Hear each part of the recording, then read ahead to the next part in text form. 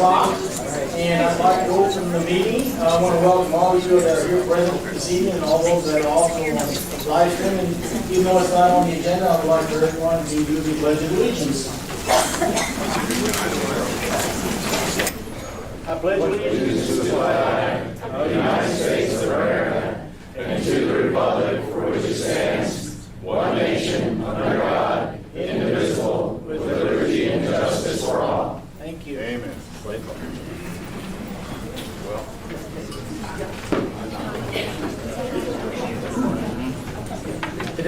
This evening is a work session, and we have quite a number of people who have signed up for public comment. But we're going to go to number 2, proposed changes to the city ordinance affecting the operation of short-term rentals, STRs, and amending its site development regulations in multiple zoning districts.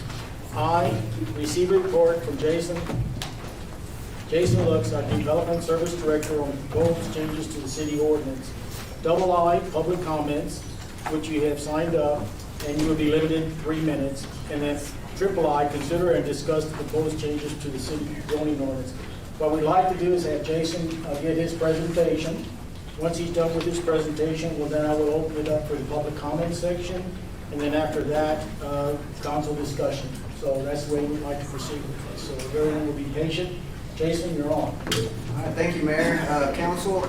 Good evening, citizens. I'd like to welcome everybody to our workshop. Today we're going over the draft changes. Those have been out for a while now. If you have a spreadsheet that was on their way in, that's a quick little cheat sheet guide on what page numbers some of these regulations are found on, and then what section of code they go into for your quick reference. So if you don't mind, I'm going to go ahead and jump right into this. There's a lot to cover. So wanted to start out by talking about some of the goals that we had set at the beginning of this process. Some of those are to protect and limit the negative impacts to residential neighborhoods, increase code enforcement efforts and interdepartmental communication, correct errors and streamline the permitting and inspections process. We also wanted to, the goal was to analyze the changing development patterns of short-term rentals as a land use in itself. Within that industry, there's a set of standards, but we're seeing that industry and those development patterns change, and they've been changing quite dramatically over the last several years, whether that's through natural evolution or driven by COVID and some other external factors. So we just wanted to make sure that our new minimum development standards were adequately defining and planning for these new trends that we see taking place, not just in Fredericksburg, but across the country. Our main goals, again, ensure new developments are compatible and meet the long-term vision and needs of the community. Ultimately, that's what we do in the planning department. We tend not to focus what's happening today, but what's going to happen in 10 years as we lay the groundwork for some of these new developments and structures that are going to be with us for some time. And then always implement sound policies and regulations that are well balanced and ensure the factors influencing and shaping our community continue to do so in a positive manner and try and limit some of the negative aspects that may come out of that. So those were our goals, but how did we develop those goals? We started off by incorporating the feedback that we received from the citizens, STR owners, operators, management companies, neighbors, and pretty much any vested citizens that were willing to share their thoughts and ideas. I believe we had over 300 to 400 people attend our open workshops, public input sessions that we had back in May. We had another couple hundred attending the special workshop meeting here, and then many of y'all continue to email your thoughts, your ideas, and concerns. So that's been very helpful, and it's been a source of some of our research and proposals. So what else do we use? We utilized our experience over the last 3 years reviewing all of the short-term rental projects that come in. So whether that's through our development review committee, our historic review board, planning and zoning. Generally, we see 2-3 projects at every type of meeting that we have. It's just it's a land use that's gaining traction in the community, and that's something that we look at. We also review and monitor other city regulations and issues. Every city is different, every regulation is different, and you'll find that those are based kind of on the culture of that community and the unique aspects each community brings to the table. So you're gonna look at 50 cities, you're gonna see 50 set of regulations. We also wanted had to have the understanding that compromise is going to be essential to any of the proposed regulations that we're proposing. Ultimately, these are regulations that affect all landowners in the city, not just one particular group. So we had to balance those regulations between all stakeholders. Ultimately, we always utilize sound planning practices to define and set those standards, whether it's minimum development standards for short-term rentals, apartment complexes, hotels, commercial businesses, gas stations. That's what we do in our department. We want to craft standards that ensure developments are compatible and, again, meet the long-term vision and needs of the community. Again, we're not talking Fredericksburg today. We're going to be talking Fredericksburg from now moving forward. And then that is something our department does every day of the week. And then implemented regulations that the community recommended in the city's comprehensive plan and visioning document. So what you see proposed in this draft will line up with some of those essential recommendations that came out of those plans, and ultimately those are the community's guide. That's what guides council decision, that's what guides staff's decision, because ultimately this is a community vision and a community project. So just touching on some of the regulations that we see as far as what the visioning documents state. So we'll start with the comprehensive plan, is when we look at housing. Any proposed zoning regulations, they have to be in line with the city comprehensive plan. We have adopted one, so that is a state law. We're going to implement zoning changes, amendments, those all have to be in line with our city's comprehensive plan, so that was the first place that we started looking. I have up here, this is the vision statement for the community. We envision Fredericksburg as a community with a distinctive historical German character, a high quality of life, and a steady, sustainable economy. Assets that encourage and enable people to live here at all stages of their lives. So that is the goal and vision that staff set out and was using as our guiding principle. A couple more points on housing. Obviously, the most housing in Fredericksburg is single family, lots of varying sizes. For people that need to work in this community, we do need a greater diversity in housing choices to help with this changing demographics and obviously the need for affordable workforce housing. So as you can see, this document was a spot on then as it is now when it was created.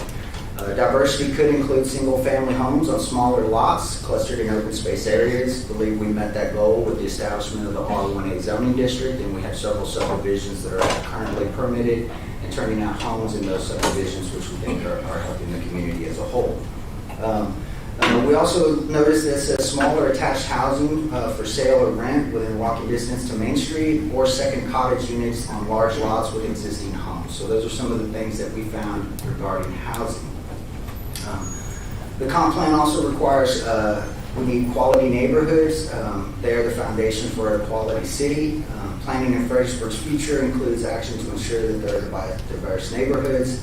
Again, this is all of the things that we looked at. Quality of life is a big one from a planning perspective. Similarly, the housing needs to meet the residents of all ages, our needs. Let's see, go through looking at tourism.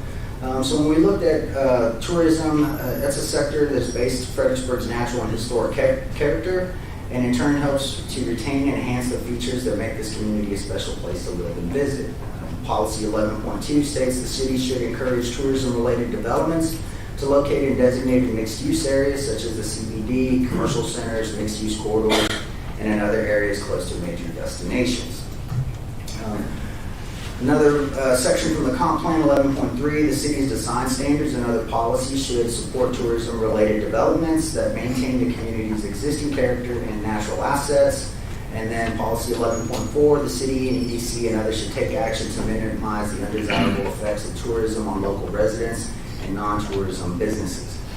With those as the guiding factors, along with all the input, that is what we use to set out to make these regulations. Again, most of these regulations are going to be dealing with short-term rentals today, but you will see quite a bit that have to do with just standard development practices, setbacks for apartment complexes, especially as they go multiple stories. Instead of from 5, those should probably be 15. So you'll see a little bit standard development regulations that are needed regardless of the STR conversation. I'll try and call out which ones will be citywide versus focused on short-term rentals. So with having said that, I'm going to jump right into our sections of code and start with definitions. And so this is the first place you start with any zoning code. Before you can decide where that land use is, you must accurately define that land use. So what we did was we added some general definitions, accessory structures. That's something that's pretty standard that we needed, same with apartment complex. We did delete the definition for bed and breakfast because we kind of redefined that in its coalition with short-term rentals. So you'll see STR, B&B kind of taking the place of our traditional bed and breakfast, but ultimately they do mean the same thing. We added definitions for co-ownership, fractional ownership, residential. This is a new land use that's evolving not directly from the short-term rental market, but kind of in a response to some of the cities that may be prohibiting short-term rentals. This is a property or house that is bought. The home and the ownership are created as an LLC, and then shares of that property are sold off to different owners. So you may have 52 owners a year, and the number could go up, and those owners can gift days to other people. It's very similar to a timeshare, but not quite. This trend is emerging in California and some high-end areas, and we wanted to add this to our zoning code because this is something that we think could come to this area, and we need to be ready for that. It should be noted that, you know, if you have STR prohibitions, say in your deed restrictions or your covenants, this will not be covered under those STR definitions. This is a new and emerging land use, so this is something we wanted to tackle. Again, the same thing with corporate housing. These are houses that are bought by companies that maybe focus on team building or training, and what they do is they will not rent these homes out, but they will let employees of various businesses stay there. So they kind of get around. They're not really a short-term rental. They don't pay money for payment. There's no hot tax. So we wanted to make sure that we had a definition for those. We added definitions for guests. We did modify a definition of impervious cover when it comes to decomposed granite, crushed granite gravel. And I'll get into a little bit more detail later on where that section specifically applies. Next thing we did, added local contact person definition, operator, and owner. And then ultimately, this is the big one for tonight, is defining the 5 types of short-term rental uses. This is based on kind of our experience on where and how these developments are taking place in the city, how they're evolving and how they're changing. These are very different from your traditional short-term rental, what we had maybe 5, 8 years ago, where you're simply just converting your house to a rental. We're seeing more STR facilities, where you're seeing multiple units on a singular lot, and they are functioning more like boutique hotels. Unfortunately, the rules that we have on our current chart are more designed for that single family home. They don't really take into account this type of development, and they're not designed to address those particular needs of those developments. So we did also add definitions for short-term rental bedroom, short-term dwelling unit, added definitions for timeshares. Again, this kind of goes with the fractional housing. The company behind that venture is currently arguing they are a timeshare in one city and they are not a timeshare in another. So we wanted to cover our basis so we don't have that issue here moving forward. But ultimately, it is about just defining these areas. So the 5 types that we noted were the short-term rental B&B. That is, you own your house, you live in it, you want to rent your home, your other rooms on the weekend, traditional bed and breakfast. The second one is STR accessory. That is where you live on a lot, you have 10,000 square feet, you have a guest house in the back, pool house, mother-in-law, and you want to rent that as a short-term rental, but you live on site, that's your homestead.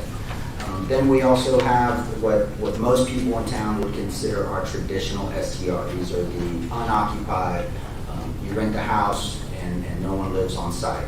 They may be local, they may be from another state, but ultimately there's no local person who lives in the community. And then we have the short-term rental facility. That's the ones you see on R2 lots, 3, 4 units, 5 units. Our current ordinance for R2 allows up to 8 dwelling units on that property. Each dwelling unit could sleep 20 people. Maximum required parking would be 8 spaces. So obviously that's a reason why we're here as well. So those were the definitions that we added.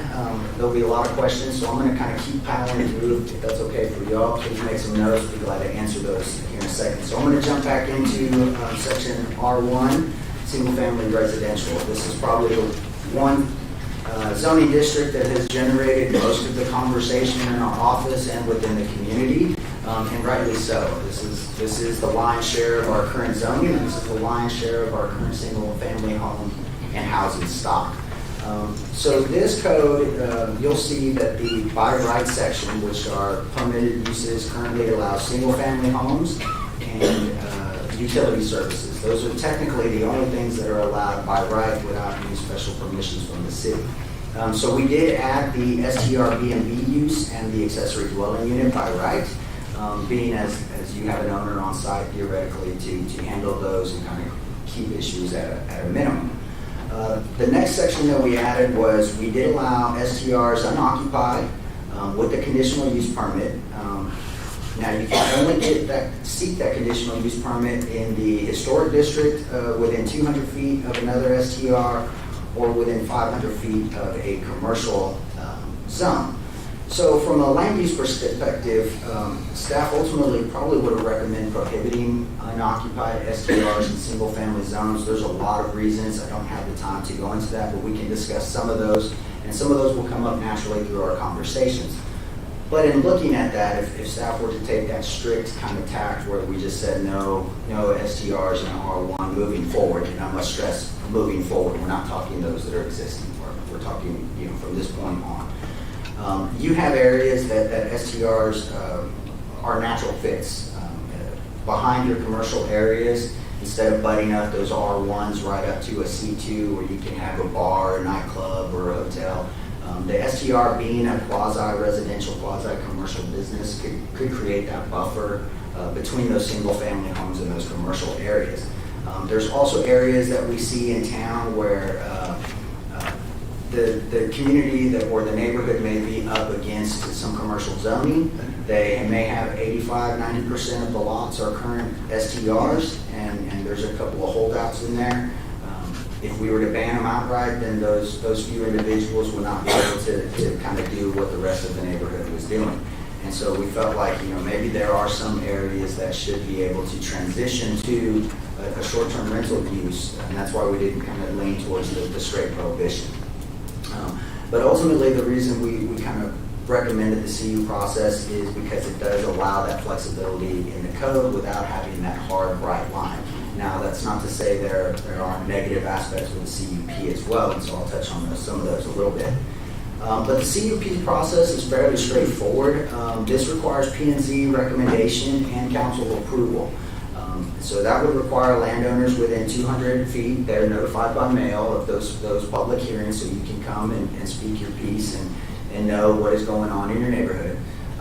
We would allow for a review criteria to be established to assist in that decision-making process. So currently under the CUP ordinance, there's some language that gives some guidance on when a CUP comes to council, what are some factors you consider. One is neighborhood traffic, noise, negative impacts on the residential neighborhood, proximity to commercial. All of those are factors that would be considered. So it may not be just a straight yes or no for every property. Each one would be considered individual and based on its own merits. A large tract near a bunch of other short-term rentals and commercial, staff would probably have no issues recommending approval.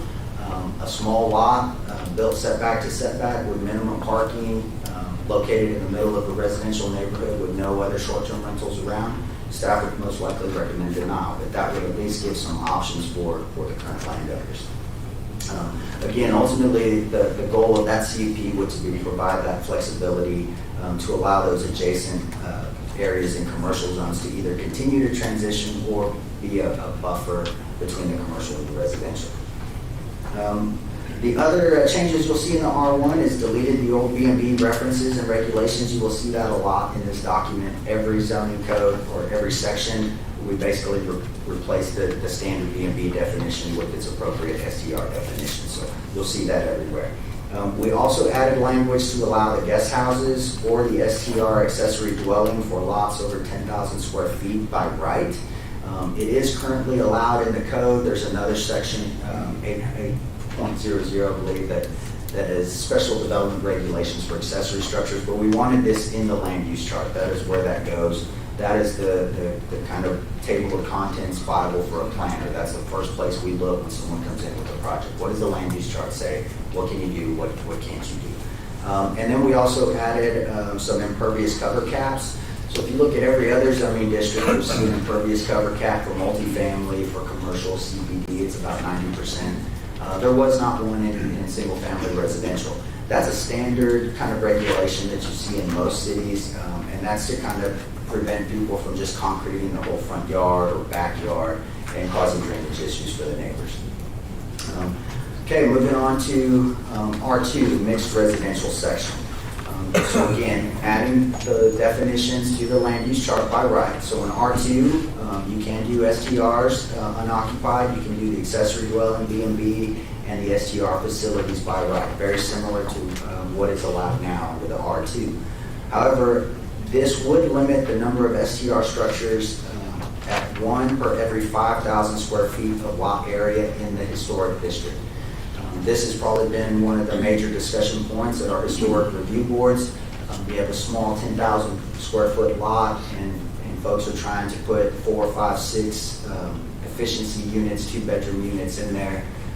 And that kind of development in the historic district in R2, while the R2 zoning calls out multifamily, in the historic district, it is very much a single family product. It is a single family neighborhood. Most of those zoning districts have not converted. There's a few duplexes, a couple of townhomes, but for the most part, it is majority single family. So this would help limit some of the pressure that's being put in the historic district by saying, hey, you need 5,000 square feet of lot. Now, this is just limiting the structure. It does not limit the size. If you have a 20,000 square foot lot and you want to put 4 structures and you want to put 4 bedrooms, and you can park it and you can meet all the regs, then you would be allowed to do so. If you couldn't do 4 bedrooms, but you could do 4 bedrooms and 3 1-bedrooms, then that would be your option to do that. Again, we kind of wanted to let the owner kind of dictate, what's better for their business, but we also wanted to make sure that we're trying to protect that historic district, and we think that's a little bit of a compromise from kind of a pure planning standpoint to where we are in the community as a whole. It would allow short-term rentals, condominiums, with a CUP. I'm not going to spend a lot of time on condominiums. We require any condo project to be a CUP within the city, and we don't have a lot of regulations that govern those. Condominium projects are very distinct in themselves, as in that from a land use standpoint, they function as a multifamily product, generally multiple units in one building or multiple buildings.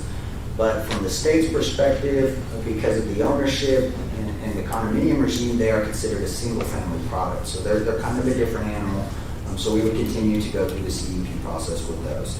And again, deleted the old B&B references and regulations.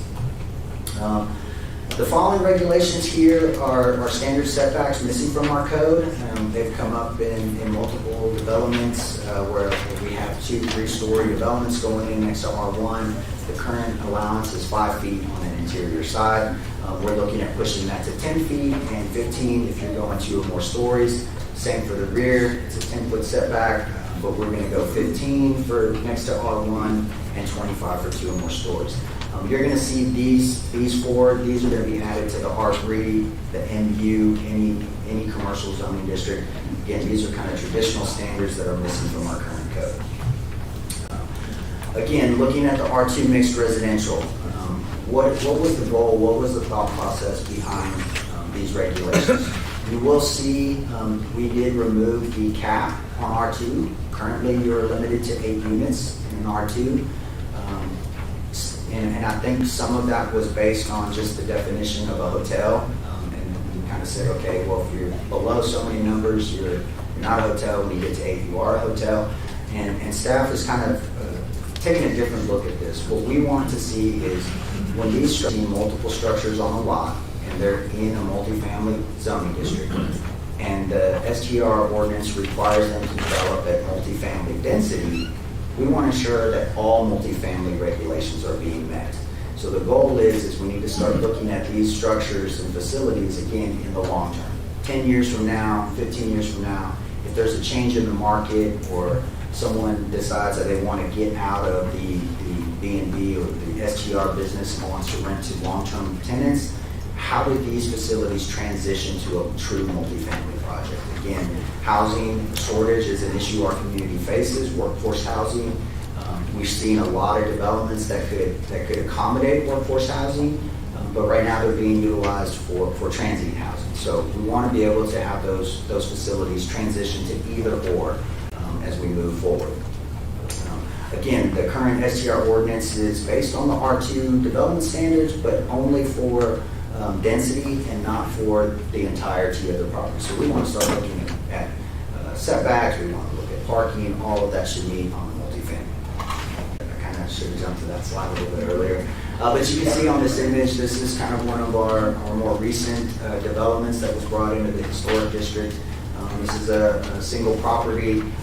You have the existing home in yellow, and they're proposing 2 bedrooms. It sleeps 246 in the red, and then there's another 2-story building in the back, and then the detached garage there on the back in green. So you're looking at ultimately 4 houses on a single property inside of the historic district, which is not the traditional development pattern that you see in the area. There's some R2 and R1 areas, but for the most part, it kind of that area around the CBD and a little bit of south on San Antonio Street.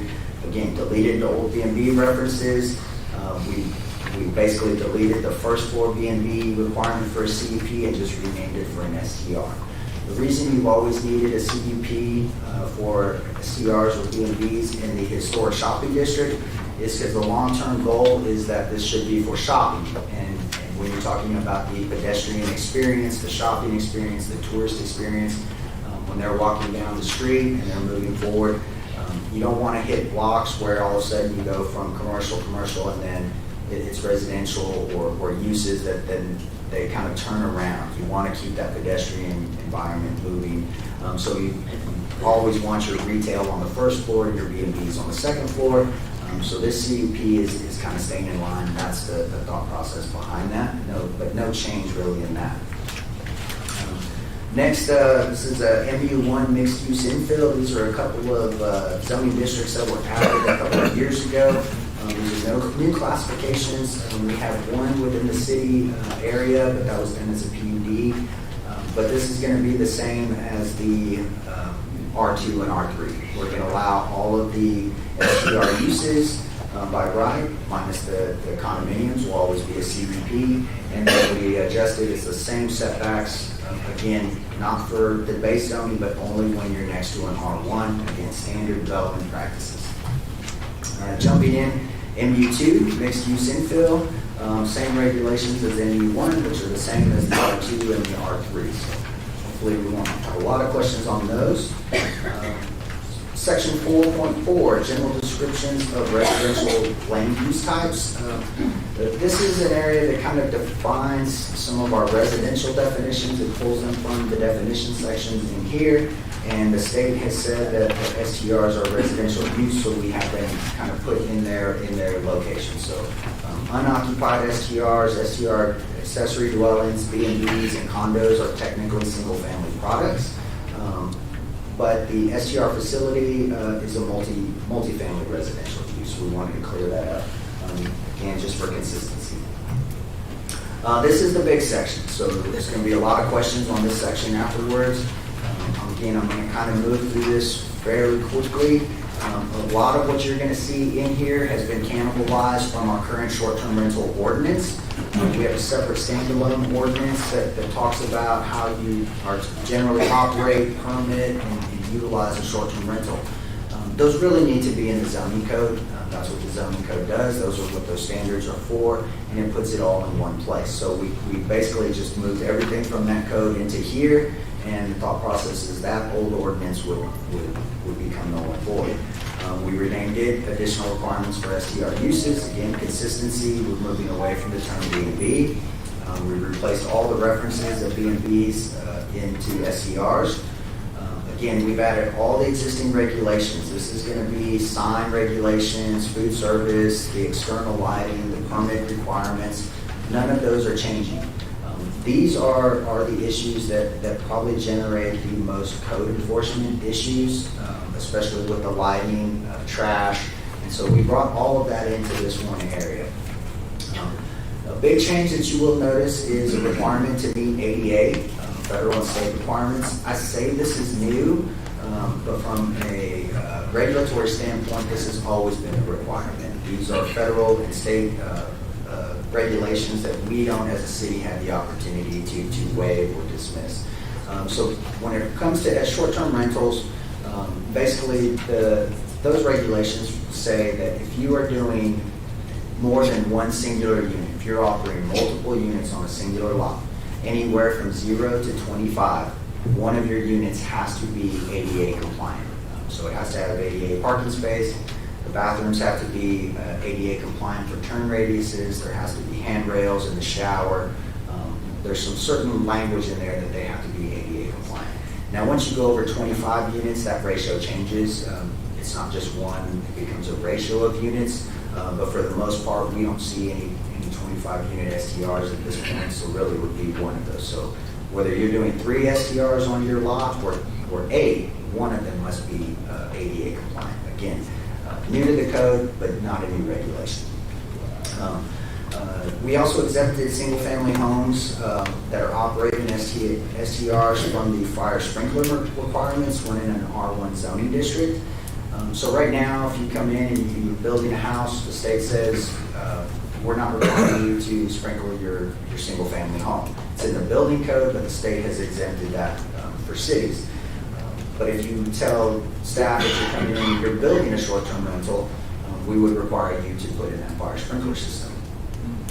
Ultimately, we think that these homes in the R1 districts, again, just like any structure in these districts, need to stand the test of time. They need to be able to convert from use to use. And since all of the other homes are not required, we felt that this would be kind of a compromise. That's a pretty significant cost. Once you cease your STR business, then you no longer need that sprinkler system. So we just want to make sure these homes are designed as single-family homes. So here's another one. This is a new one. So staff is adding occupancy limits based on bedroom and size of the bedroom. So we originally looked in the international building codes to try and find, okay, what does the IBC, the IFC say regarding occupancy per bedroom? So the International Residential Code requires a minimum of 70 square feet for a bedroom. It does not say how many people that sleeps. The fire code does not speak to residential uses because it's more of a commercial fire code. So we had settled kind of on let's go 2 per bedroom and 2 guests. But if you have a guest, they could sleep in one of the other bedrooms, provided that you had the original 70 plus an additional 50 square feet for each occupant. If you look at the International Property Maintenance Code, they further define that occupancy for us, and so you'll see in that Property Maintenance Code, 70 square feet is your minimum size for single occupancy. To be double occupancy, you have to have an additional 50 square feet. So if you're a couple and it's a new house, you need 120 square feet. And that is why you see 10 by 12 as your standard kind of size. When you get into this other bedrooms in a home, you notice that they're more 10 by 10 on new builds. That's because you need 50 square feet for each individual. So looking at this, and I know it can get confusing, so I'll answer some more questions later if you have questions on how it works, but ultimately, you need 70 for the initial occupant and 50 for every other, and that is based on the International Property Maintenance Code. So staff's recommendation on 2 plus 2, we felt that was kind of a good compromise, even though it might be under what the IPM says. And let's see, we also added requirements that accessory STRs, so the one that you can build on your back lot, that they're not larger than the main structure.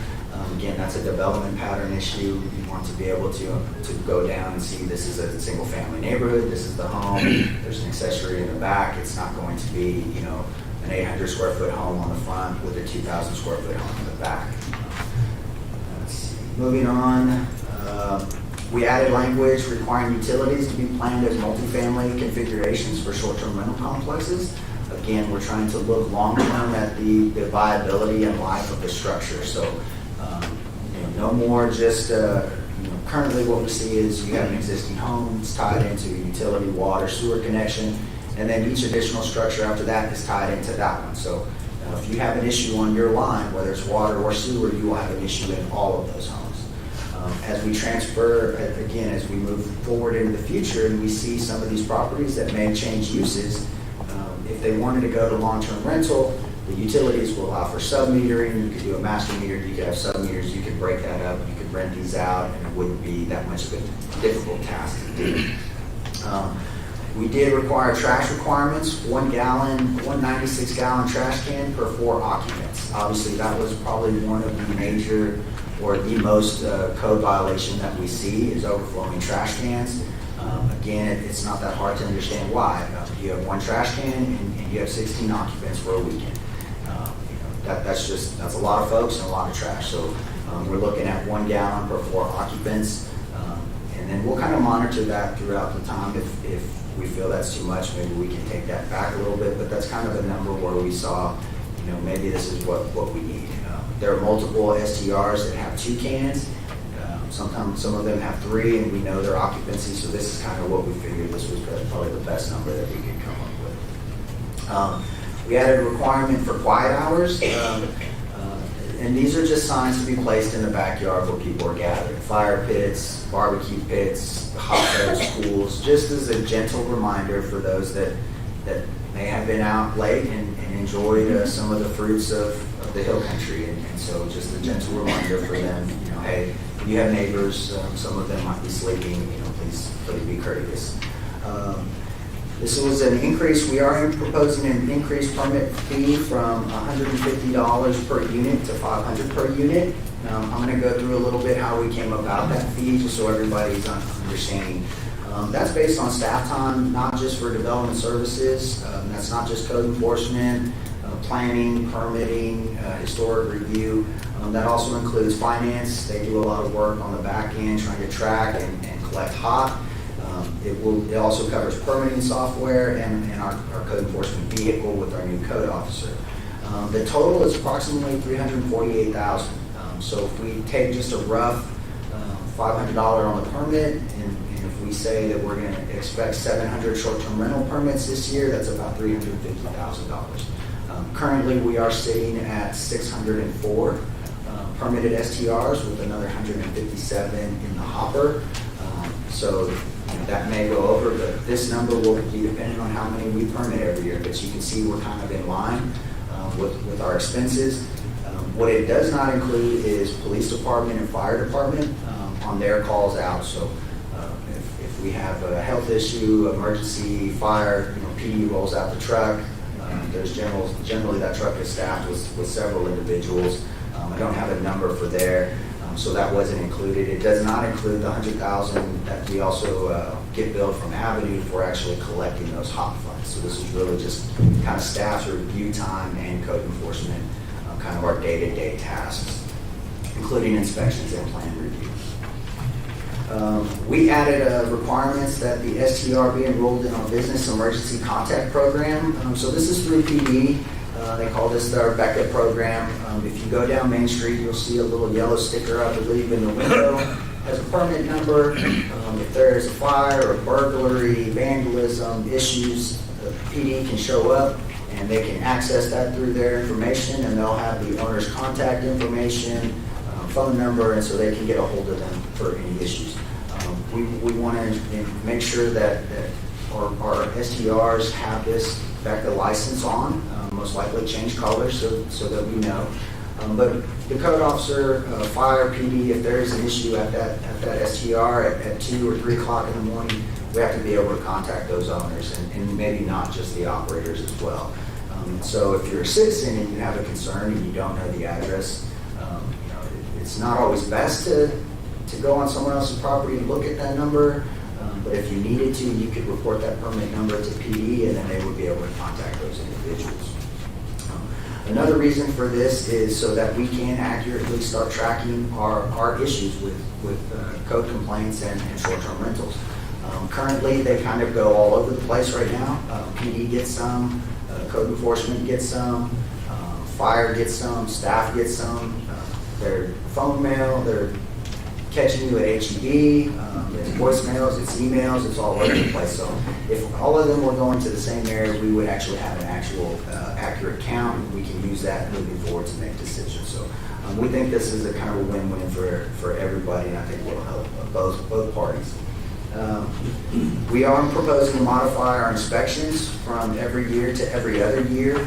This would be based on address, so even addresses inspected on even years, odd addresses inspected on odd years.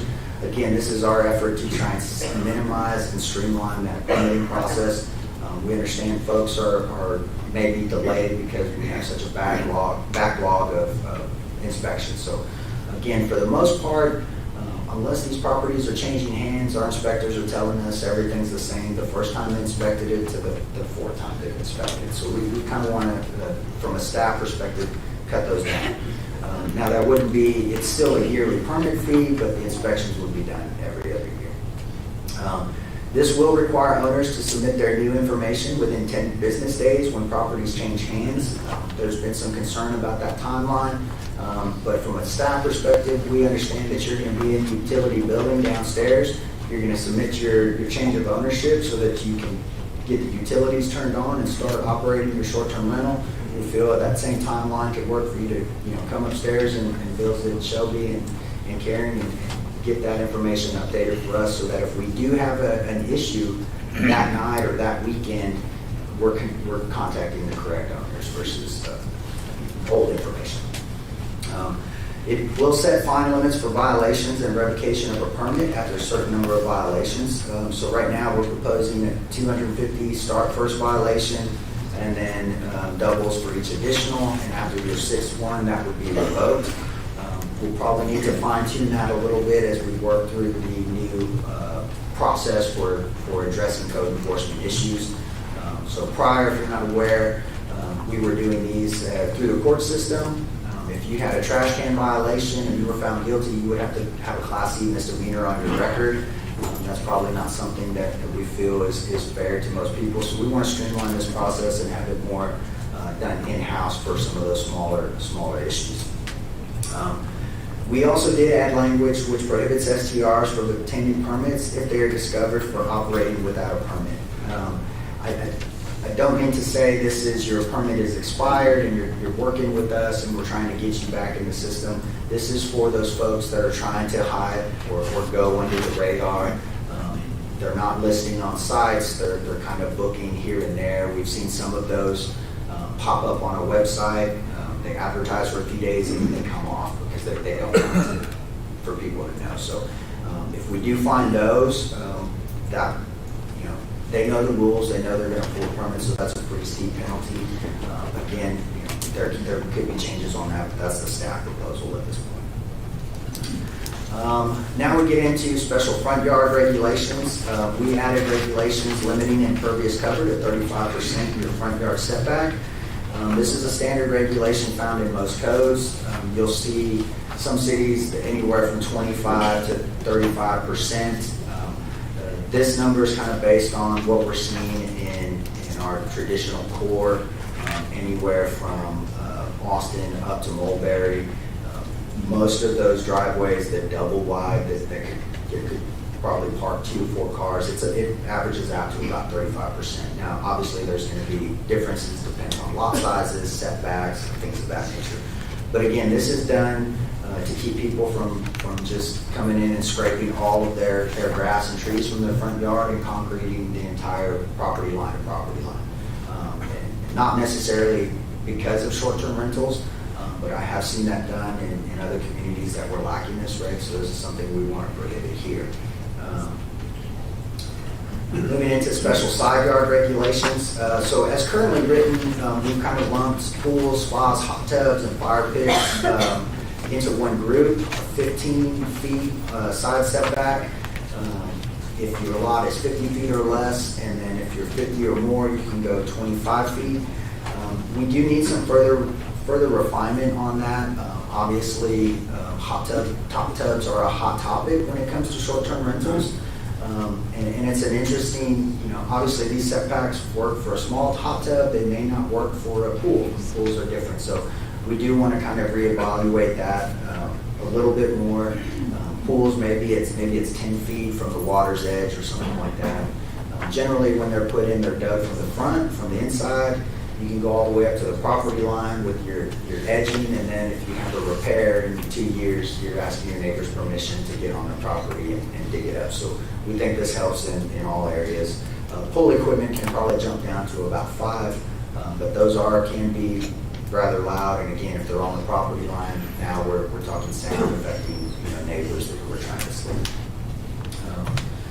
Special rear yard regulations, this is going to be the same as the side yards. Again, we're talking pools, hot tubs. From a staff perspective, it's been interesting to see the complaints on hot tubs. We have a lot of pools out there, and we don't get a lot of those complaints. And so, kind of talking about what is the reason behind that. An owner had mentioned to me that from their perspective, they thought it was because pools are used during the day with their kids and hot tubs are used at night with their parents. And maybe that's the difference. But whatever that difference is, that is a big driver of our no's and code complaints moving forward. So we want to look at the special rear yards and refine those a little bit more, so that may be a change you see as we move forward in this process. Measurement. So this is where we get into impervious cover when it comes to decomposed granite gravel. We added some language. Basically, currently if you use DG in your driveway, it's considered pervious. It doesn't count against your impervious cover cap. The reality is when you compact that decomposed granite, you add the soil stabilization to it, you get some infiltration from rain and runoff, but you do not, it is nowhere near impervious or pervious cover. Depending on how you compact it, it could be 50% pervious, it could be as little as 10. And so we want to make sure that these are being counted accurately. And again, this is kind of a standard reg you'll see in a lot of cities when it comes to decomposed granite gravel. Basic regulations for parking, loading and unloading. There was a section in here, the way it was written basically said that any historical structure is not required to provide off-street parking. I think this was designed to kind of marry up with the special provisions of the CBD in the historic district, where if you change a use, as long as you're not adding square footage to the building, you don't have to bring your property, you don't have to increase those parking regs. Obviously, our CBD is historic structures, lot line to lot line, parking or lockup areas that are premium. And so currently, you're not required to put in additional parking unless you're adding square footage or you demo an old building. At that point, you kind of lose those special regs. But the way this was worded in there was whether you were commercial or not, if you were 3 blocks away from Main Street, you're in the historic district, and you build something, you would not have to put any off-street parking. So this was something we wanted to clear up and just make sure that things are working the way they're supposed to. Finally, special park provisions applicable to Central Fredericksburg. This is the special parking regulations. We changed the reference to B&B to STR for consistency. These hotels, B&Bs, those are the only uses that are not exempt from the parking reg. So if you do a new one in the CBD, you have to park it to its full capacity regardless if it's a historic structure or not. And obviously, we need to have parking spaces for guests that are staying there. It's a little different. Day trippers coming up and parking and walking up and down Main Street. Parking. So this is where we kind of took the parking for STRs out of their little subsections that they were found under the B&B use compliant permit and put them where they belong in our parking regulations and standards. That's where any developer will go. We have different standards based on whether you're angle parking, head-in parking, parallel parking, drive aisles are a certain width, depending they're one-way, two-way, fire lanes, so all of that is spelled out. But ultimately, they're going to be based on the type of STR you're operating, whether it's a standard STR or a STR accessory. and based on the number of bedrooms you provided. I would say that any changes that are made to the occupancy limits, again, if council decides to move away from the 2 per bedroom and move more with what the International Property Maintenance Code states, or if they go the other way, that our current parking regs we're proposing are kind of based on that number, so we would want some time to reanalyze that moving forward. Again, if it's based on bedroom size in the property maintenance code, then we'd probably move to some type of percentage of guests for the parking versus a bedroom cap, because again, occupancy limit could change on some large bedrooms. The only other thing in that parking requirement is you'll probably have questions on the numbers on why we chose what we chose in some areas. And those are functions of the fact that we're now looking at short-term rental as short-term rental facilities. I'm going to focus on those as multifamily products. So they're going to have a different parking requirement because, again, they're going to line up more with apartment complexes and multifamily uses, because we want those buildings to be able to transition and be long-term, be viable for the city. Screening requirements, we added a requirement for a privacy fence constructed by the STR owner when they are in or adjacent to R1 zones. That's going to be a requirement. We know some areas don't have fences. Some neighborhoods, their deed restrictions may prohibit them or certain types. So we'll have to kind of look at that a little bit. But ultimately, we know that there's issues with noise and sound. Privacy fences aren't going to be the answer as far as to solve all the issues with noise, but they may help a little bit. Again, but that should be on that owner, not the citizen next door. And then accessory use residential types, deleted the B&B section regarding home occupation. It's not really needed because we established those uses through each zoning district and each land use as they should be. And then we again re-referenced the guest houses and accessory structures, and we did that with regards to size limits of the guest house just for consistency and so everybody's clear on what those accessory structures are and what they can and can't be used for. So where does that leave us? Next steps. Obviously, we have to finalize language in the code. I've highlighted several issues where we want to tweak a little bit, especially on pools, hot tub setbacks. We want to make sure that our code has consistency within the language, and ensures we're referencing other sections of code that those references are accurately cited. I did notice one error, so I want to go through and make sure that there's more. I know many of y'all have sent me typos and things of that nature, so I appreciate it. I've read this document probably 400 times now, so I'm starting to see things that may not exist in there. I think here we do want to develop standards for the CUP consideration in the R1 zoning districts. Like I said, there are some set out in a couple of sections of our code. Site plans, we talk about stuff, CUPs for in the historic overlay district, and then CUPs in general. We probably want to develop some criteria more specific to the actual short-term rental CUP versus the general regulations. We need to add language for code enforcement and fines. We have that in there, but you'll see it's referencing the old ordinance. We need to amend that to if council moves forward with the new process, make sure that language is married up and saying the same thing. We're proposing to modify the sound ordinance on decibel levels on where you can take that measurement from. Fire marshal's working on his outdoor burning ordinance. The fire code has some stuff in there, but the language needs to be tweaked a little bit. Ultimately, you're only allowed to burn outside if it's for food or some other uses. It's written kind of weird. Once all of that is done, the earliest we could probably get this to P&Z would be November, question mark, because that depends on how much work we still need to do. Obviously our caseload and workload, we do a lot in our department outside of short-term rentals, so we kind of have to balance our caseload to make sure that doesn't get too far behind. So if we were to get to P&Z in November, we'd be looking at a council date for adoption, at least for the first ordinance. So I know that was a lot of information, and I know I went really fast, so At this point, I'll turn it over to Mayor and Council, and I thank everybody for giving me the opportunity to get through my presentation. I do appreciate it. Thank you. Thank you.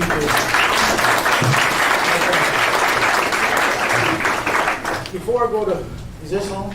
Okay, thank you. Before we go to public comment, I'd like for Daniel to explain non-conforming use to the audience, because there's probably a lot of that, who qualifies, who doesn't qualify on non-conforming once an ordinance is passed.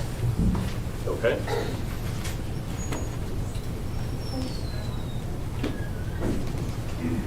All right. And Daniel, that's the new word for grandfathering, right? Yes. Grandfathering or non-conforming use. Can everybody hear me okay now? So in our zoning ordinance, we have a general provision that's already existing that talks about any use that's established, that's lawful at the time it's established, can continue if the ordinance changes and makes that use unlawful. So if it's lawful at the time you commence that use, you're allowed to continue it indefinitely. There are conditions on that.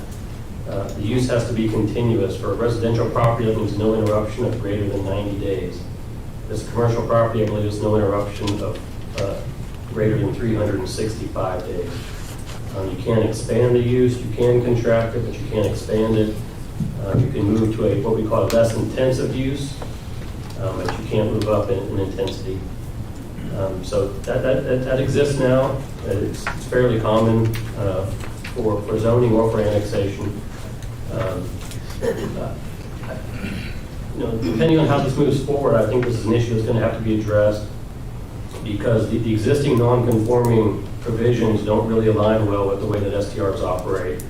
It's not uncommon for an STR owner, for example, to maybe live at their home for 6 months and then travel for 6 months and rent their property the remainder of the year. And so, council is probably aware that this is, I think it's a major concern of property owners, that they want to be able to preserve their ability to operate, after any changes in the ordinance. And so, my recommendation is probably going to be that we tailor some of the non-conforming language specifically to STR uses if it's needed, because there's just going to be too many questions the way that it's currently written.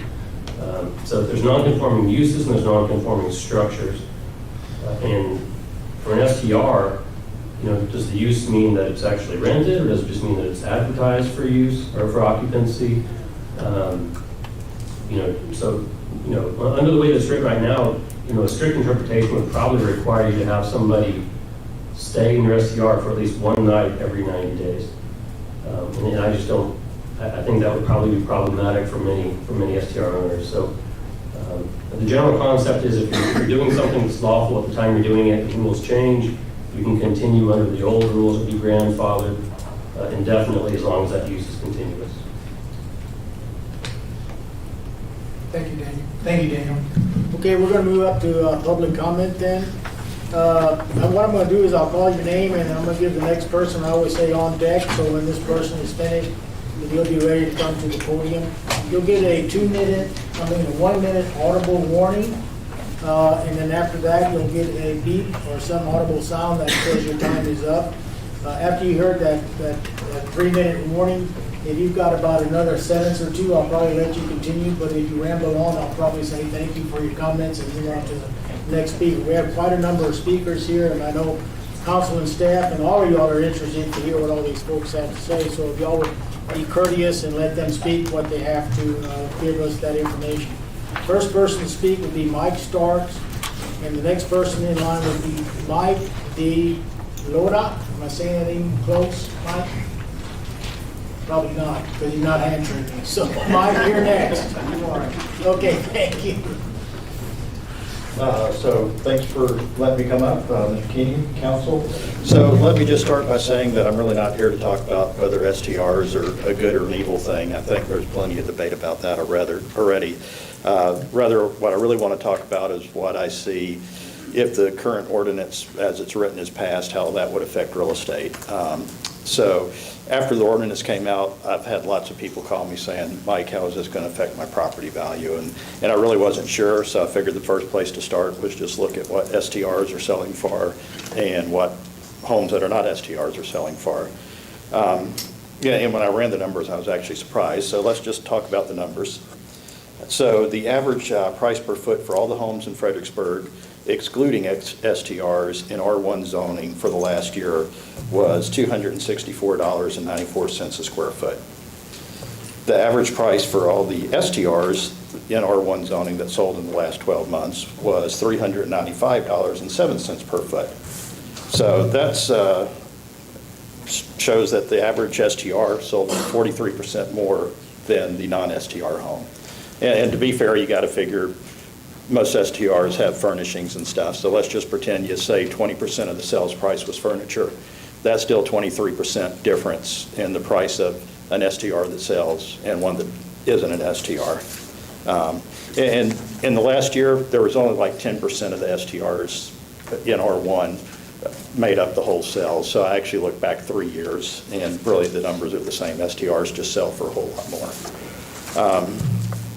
So I guess what I'm here for is the current version of the ordinance. If it's passed, it's obvious the city is looking to limit and restrict the number of STRs. And a lot of folks just won't even be able to apply. So I think really the result of this ordinance from a real estate perspective is that the city is really going to be picking winners and losers. If you're lucky enough to be in an area that can have an STR, you're going to see your property skyrocket because it's going to be restricted supply and demand is going to stay high. If you're not lucky enough to be in one of those areas, when you go to sell your house, you're probably going to sell it for significantly less than if you could have sold it to somebody who could have done an STR. You know, I'd be willing to bet you in 2 years, if this passes, you'll see a 40 to 50% disparity between the ones you can and the ones you can't. 30 seconds. So anyway, that's kind of my statement, and just wanted to say that the Central Hill Country Board of Realtors are wanting to officially oppose the ordinance in its current form.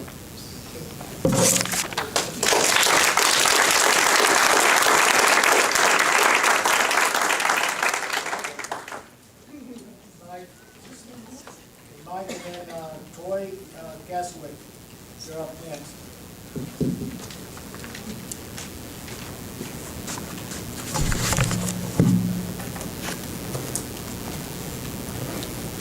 Mayor, council members, thanks for having me. And you said my name perfectly. Thank you. My name is Mike Delota, and my wife and I, we've lived in Austin for the past 25 years. I'm a family medicine doctor in Austin, and I love Fredericksburg. We have gone to visit this community several times growing up, and you know, we've seen it develop to the thriving community it is today.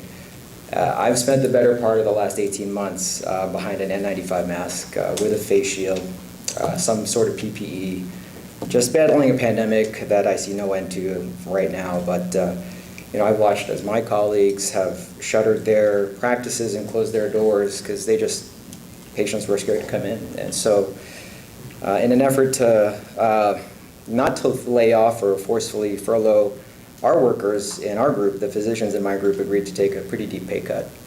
So to offset this, I was forced to work some longer hours, see more patients, you know, just to make ends meet, keep the lights on, spending time away from my family. So my wife, she just saw me burning the candle at both ends. It's not sustainable for me to be doing that. So we saw a house pop up here in Fredericksburg, and we thought it was the perfect house. I mean, we always talked about settling down in the hill country at some point. And, you know, we thought it was a good plan to kill two birds with one stone, plan for our retirement, maybe help supplement our income as well. And when we weren't using it, use it as an income property to help offset some of the losses that we were suffering. So we researched for quite a while, for nearly 8 months, and we studied different parts of the hill country, you know, Kerrville, Hunt, Mason, even Lukenbach. I mean, we just studied the STR ordinances here in Fredericksburg, and we thought we were making a pretty sound investment and decision. So, you know, we bought our dream home here, and we plan to settle down here. So, you know, we not only saw it as an opportunity to invest in the community and the people here, but also to build community. You know, we build community by investing in small businesses. You know, I've gotten to know my house cleaner. She's a one-woman business, and just days before interviewing her, she buried her father and was having trouble making ends meet, so we invested in her. My maintenance man, he's a young guy. He left a comfortable job to start his own business, to be an entrepreneur, and we made the investment in him. We believed in him and in his vision, so he didn't have to go to Austin or San Antonio to find work. So the ordinance in its current form, we were just devastated when we heard, about the proposed ordinance. It's clear that the community here is a gift, and my wife and I were blessed enough to experience that growing up and even now, and we want to be a permanent part of that. As you can see, I'm not from California. I didn't drive up here in, a Maserati or a Tesla, but I'm just trying to support my family and the community here. So just a couple more sentences. I think we all have the common goal, STR owners, city council, city planners, city managers alike. I think we all have the common goal of making this a more vibrant and viable community. I think we're just asking to be part of the solution and not identified as the problem. Thanks for your time.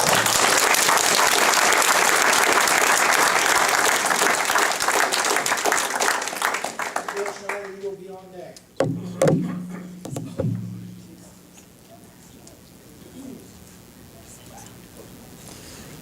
Good evening, City Council, Mayor, citizens. Appreciate you giving me an opportunity to speak. I have a whole lot of notes, but interestingly enough, my story is very similar to the gentleman that was just up here. My wife and I came here for the exact same reason. We had gotten up to 3 B&Bs, and as this has been transpiring and I'm watching the way that it's been handled, it's clear that there is an agenda at play. And my wife and I have decided that we don't want to live in a town that's going to behave in this manner. So we've already sold one of our properties. The other one should close on Friday. That'll leave us one to go. We're going to take the millions of dollars that we would have invested in this city over the next several years, and we're moving somewhere else. So really think about the decisions that you're making and how they impact lives. So I'll just share a couple things on my notes. So I still don't understand the hurry. Why do you have to do this so fast? Why can you not spend some time enforcing the current regulations? Spend a year enforcing them. They have not been enforced. Evaluate it at a year. Then make changes. Make educated changes. We've already heard Jason speak twice to 2 separate occasions that the current ordinance that is being put forward is not going to be suitable and needs to be looked at, like the trash cans. Well, maybe that's going to be too restrictive, so maybe we'll pull that back when we learn more. Why do that? Why not just learn more and then make changes that make sense? The amount of data that has been collected is just not sufficient, right? If you think about what data has been collected now that this ordinance is being put forward, and you actually start looking at that data, you'll see that this emergency that we have, this problem with the STRs, the data doesn't support that. Look at the percentages of the problems that are being called in, of how many of those are actually contributed to a STR. The numbers are shockingly low. But it's an emergency and we have to hurry up and do something. Don't understand why. And I know I'm going to run out of time because I didn't intend to start with we're leaving this town, so forgive me. So I don't understand why some of the regulations are being more restrictive than a hotel. Why do we need to be more restrictive than international or national standards, the IPM? Forgive me for not knowing the exact what that abbreviation stands for. It calls for 70 square feet per bedroom and 50 for each additional. Why do we need to be more restrictive than that? Parking, I don't understand why my guests can't park in front of the house that I own. Why do the guests, why can't they park on the street in front of the house? Why do we have to have all off-street parking? And why were you going to basically paint us into a box because you're saying you can only have a small percentage of the yard, and I'll finish right up, Mayor. Well, we can only have a small percentage of the yard that's going to be impervious cover, but yet we can't park in front of our own house. We can't have our guests park in front of our own house. Apologize. I had a lot more to cover, but running out of time. Thank you.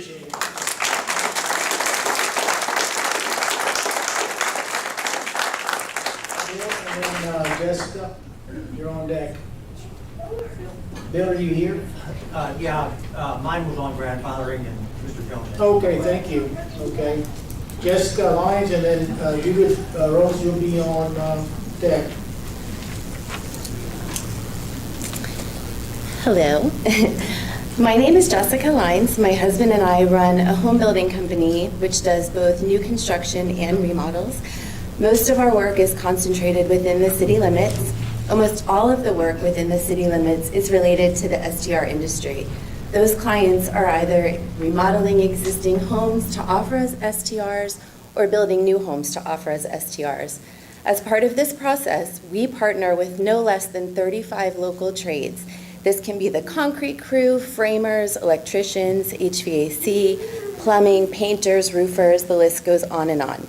Each of these trades staff our jobs with 3 to 5 people for the work we've requested. These trades purchase all of their materials from suppliers we have here in town, Ditmar, Builders First, Sutherland's, Ace. They also frequent the local restaurants, local stores, and all of the Fredericksburg local businesses. Our one company and the work that we are doing is an example of a microeconomy revolving around the STR industry. That industry fuels so much across the town, and the result is always money being spent here in our local Fredericksburg businesses.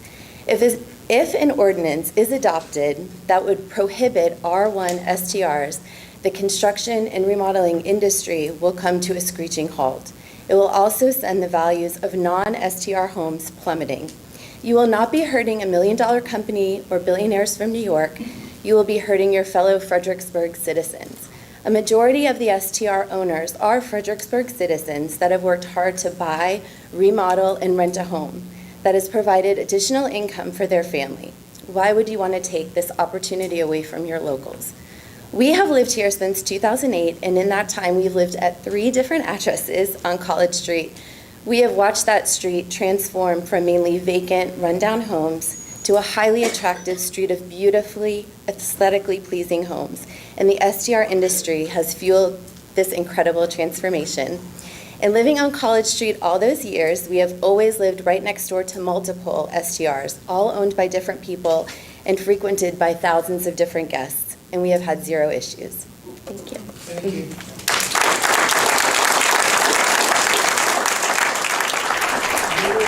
Leanne Bailey, you're up there. Where's Judith? Oh, that was Judith? Okay. I know you're not Judith. I'm not. Did you say I'm next? Oh, I'm sorry. That's fine. I just heard you kind of keep coming in and out on your mic. Okay, well, I'll get real close. I didn't know I was signing up. Well, since Judith, you put it, sit right there. Leanne. No, you don't have to walk so far. I apologize. This Reverend? Thank you. Thank you, Judith. Sorry, Judy. Are you Judith too? Oh, I wish I was right now. yeah, I'm Judith. Well, I guess I attended 2 of the STR meetings that were last spring, and I think most of the people that were there were against having STRs in R1 zoning. And I realize that there are a lot of STRs in R1 zoning, so there's not a whole lot we can do about that at this point. But right now, we have an STR that's being renovated right next to us, and there's going to be one across the street from us. About 6 weeks ago to 2 months ago, I had asked our realtor for how much our house would sell for. And she told me, she came and did a comprehensive plan for us and said, well, she said you should be able to get close to $500,000. Well, I called her today and I said, okay, now with these 2 SDRs coming next to us and across the street, what can I sell my house for? And she said, you can consider $100,000 less. So I'm losing $100,000. Come on, let's go. Let's speak, please. Come on, let's be respectful. This is my realtor talking, and that's what she said. And I do not want to lose that $100,000 by having these places next to us. I think the city made a big mistake back in 2018 when they changed the R1 zoning to include STRs. I don't know what else to say. I guess I'm disappointed in the city, and I know probably most of the people that are here tonight are STR owners. But if they consider who's going to want to buy a house where they know that there's going to be parties next to you? She said, as a family, they're not going to want to buy the house, and as a retired couple, they're not going to want to buy the house. So I'm going to end up having to take a loss on the house or otherwise sell it as an STR. So that's all I have to say. Thank you, Judith. Now, Leanne, and then Sonia or Errol, you're on deck. Hi, council. I actually thought I was signing up, that I was here in attendance. I didn't even realize I was signing up to speak, but I'm glad I did because I have one question for you. If I have a lot for sale and it's in R1, and I hope this wasn't in there and I missed it, if it's in an R1 and I'm selling a lot and it doesn't have a structure on it, but they want to build a short-term rental, chicken and egg, when do you get the permit? Because I would imagine they wouldn't want to build without the permit, but when do you get the permit? You have to build first. The SGR permit is contingent on your site plan and your meeting the development regulations, so you have to build first. And then, again, and that's kind of the process now. You have to build it first, and then we inspect, because that ultimately the inspection is what triggers the issuance of a permit. Okay, I wanted to make sure we talked about that publicly. And then, Daniel, the question for you, when you talk about grandfathering, does that still continue with a change of ownership?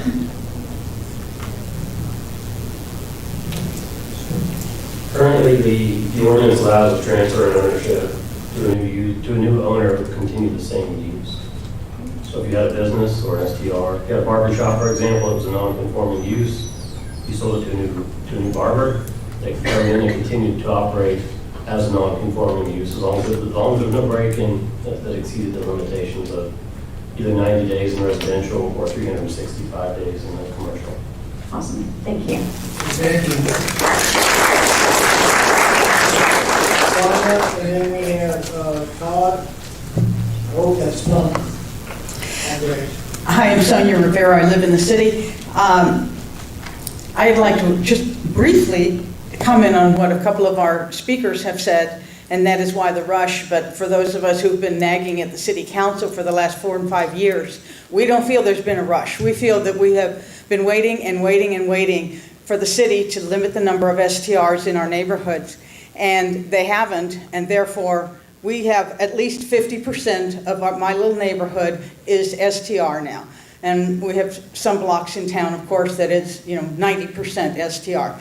So, what has this done? Whether they are noisy neighbors, and of course we've had those, trash violating neighbors, etc., but whether they are or not, it has taken away the whole neighborhood spirit completely. There is an absolute change. And we all have acknowledgement that the owner is aware. The same. Spending 18 years before here in Austin, was excited to move out here in part to own a B&B. So I purchased a home.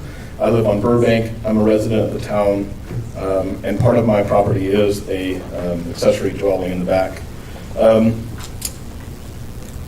When you saw the goals of the alliance or the work that you've been doing, it struck me odd that the first goal was the negative impacts, and it feels like everything so far has only focused on the negative impacts. And I'd like to bring up the policy where you're talking about supporting the tourism developments and talk about the positive impacts that short-term rentals and tourism and hospitality have on the city, the amount of revenue and tourism that come into the city because we have a place for people to spend their evenings.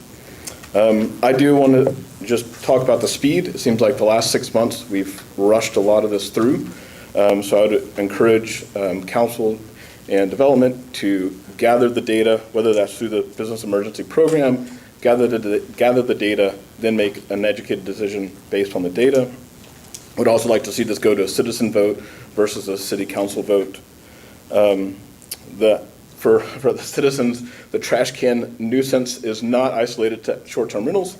I watched literally this morning as the garbage worker took trash out of my neighbor's trash can that was overfilling, who's not a short-term rental, long-term renter of the city, great guy, I know him very well. But this particular day, his trash can was overflowing, so the trash can issue is not isolated to short-term rentals by far. The $500 increase would encourage, if we do that, to get rid of Avenue. The fact that we're paying Avenue $100,000 and they are so difficult to work with would encourage, let's get rid of and keep that $100,000 in town, maybe hire another position or two to collect that. The parking, would also like to be able to park in front of my house. If I am an owner, surely I can park in front of my house. So if I have a guest that is staying at my house, would also like them to be able to park in front of my house. And then just finally, I would like to oppose the current regulations and proposals. Thank you, sir. Thank you.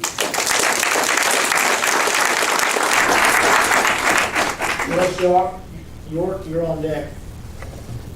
Thank you all, and I just want to say thank you for hosting this forum. I think it's really great to hear diversity of experiences, and it's important that we all listen and learn from each other. So thank you all. This may sound crazy, but I think that we live in what could quite possibly be the greatest town in America. And I mean it. I think Fredericksburg is one of a kind.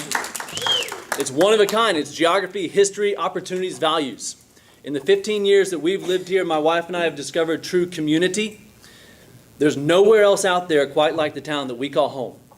I believe we're stewards of this town, and we're facing a novel challenge, but it's a challenge that faces tourist destinations across the country. Core historic neighborhoods are vanishing. With virtually every home being sold as an STR investment, there's little supply in our housing market. We're pricing out middle-class folks. STRs are not the problem, it's the imbalance. The massive proliferation of STRs is destroying neighborhoods. Again, STRs are not terrible. My family, we rent out our back house as an owner-occupied STR. But I believe it's the overabundance, the lack of a coherent plan for their density and the location that is causing the problem. We lived in our house in the middle of town, right by the middle school for 10 years. And I know that this is not everyone's story, but one by one, many homes have been sold, as homes are. All but one has been converted into an STR. Today, other than my own children, there are 0 children that live on our entire street. There's 20 homes. Our street is a microcosm of what Fredericksburg will become if this issue isn't checked. Investor-owned micro hotels in R1 neighborhoods. Tourism will not slow, it's only going to grow. Give this 5 more years, and I guarantee there'll be very few humans living in the heart of our town. In 10 more years, if we don't act, plan, and commit to legally defending it. Let me begin by saying that I am grateful for the work that you all have done and your predecessors have done to make Fredericksburg a beautiful place to live. My family and I moved here 8 years ago with the intention of investing in other people here. We didn't move here to own a B&B. We didn't move here to invest in property so that we could rent it out and turn a profit. We moved here because we wanted to lead a school that we felt like was doing really great things for children. Today, 8 years later, 9 years later, we don't own a home. So we moved here, we rented, we planned on renting for 1 to 2 years. Housing prices were just out of reach. And over the years, we've seen them go further and further and further out of reach. As has been suggested on both sides of this issue tonight, the housing prices are going up. They're going up exponentially outside of the bounds of reason. I have 23 staff at my school. 6 of them have purchased a home in Fredericksburg in the last 10 years. So 6 teachers out of 23 can afford. That's not out of desire. Those are the people who can afford it. And of those 6, they have another means of income or have been long-term residents of Fredericksburg. So these are the people who cannot purchase homes in our neighborhoods, are the people who are tending to the education of our children. They're the people who are working in our police department. They're the people who are working in our fire department. They're the people who are building those homes, all of those service personnel that were mentioned. that we're supporting, they can't live here. They can't live here because there are no places for them to purchase. Limiting STRs in residential neighborhoods will make homes more affordable. I like what the city is putting forward in these proposals. I think that they don't go far enough. I think that they need to go further, keeping that which is residential, residential. If it has an R in front of it, it is residential, meant to be lived in. If it has a C in front of it, it is commercial, meant to make a profit. There's room for SDRs in commercial zones, and there should be room for residents in residential areas. Thank you for your work, and I appreciate your time.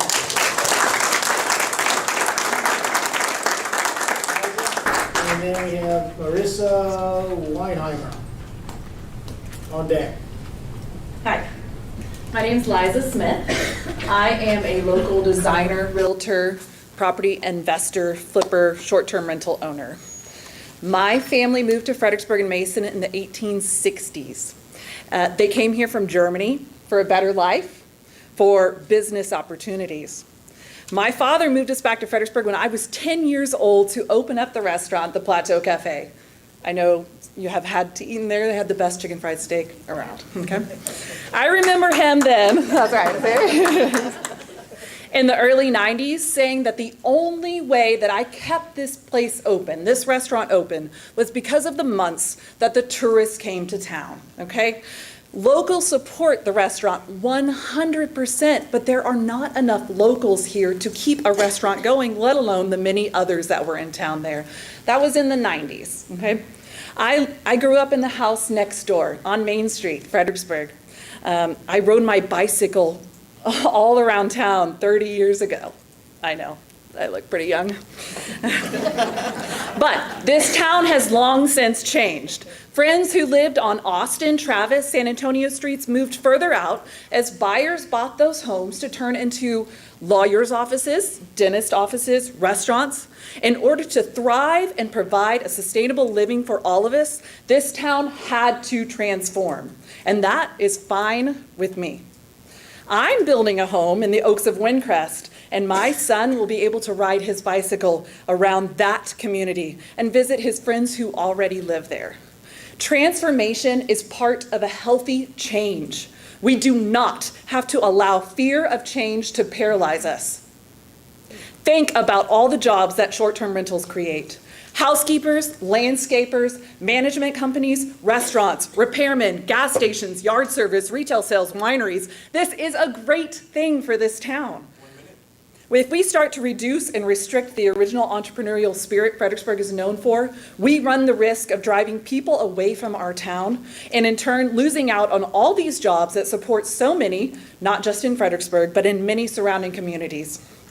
Anyone who currently owns a short-term rental with a permit and supports this proposal, I can only think one thing. You are looking at a money grab. Your property value will go up exponentially with increased bookings and revenue because of supply and demand. I learned that in high school. Thank you, Mr. Musselman. I asked the city to take a look at the regulations that we have in place currently for short-term rentals. Let's make sure that those are being followed. Let's take some time with the new hire to enforce the current law, enforce the current code and see what difference can be made. We all need to follow the current regulations, not take away property rights and reduce property values of neighbors. Let's slow down, enforce the ordinance in place, and be thoughtful.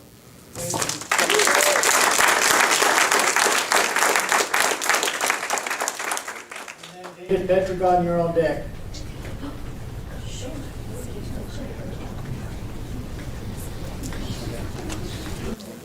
Okay, I wasn't going to speak, but then I thought, oh, well. I am a local. I was born and raised here. My family comes from here from long ago. I do have a B&B next door to me.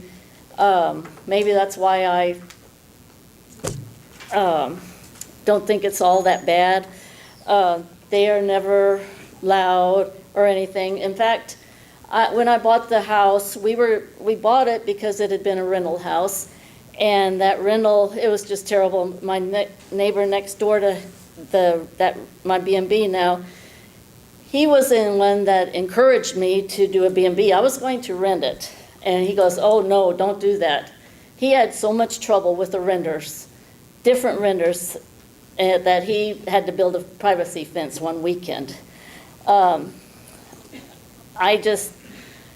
don't like that you're going up over triple the permit fee. I mean, we're just, like me, I'm just retired and trying to make a living here, trying to stay here. And there's a lot of us here that are trying to do that. I know the trash. I've seen locals do the trash. I've taken trash from my neighbor's trash cans and put it in mine just so they wouldn't get in trouble. But I know a lot of people don't do that. But I do agree with a lot of people here on not rushing the decisions. And that's about all I can say. Thank you.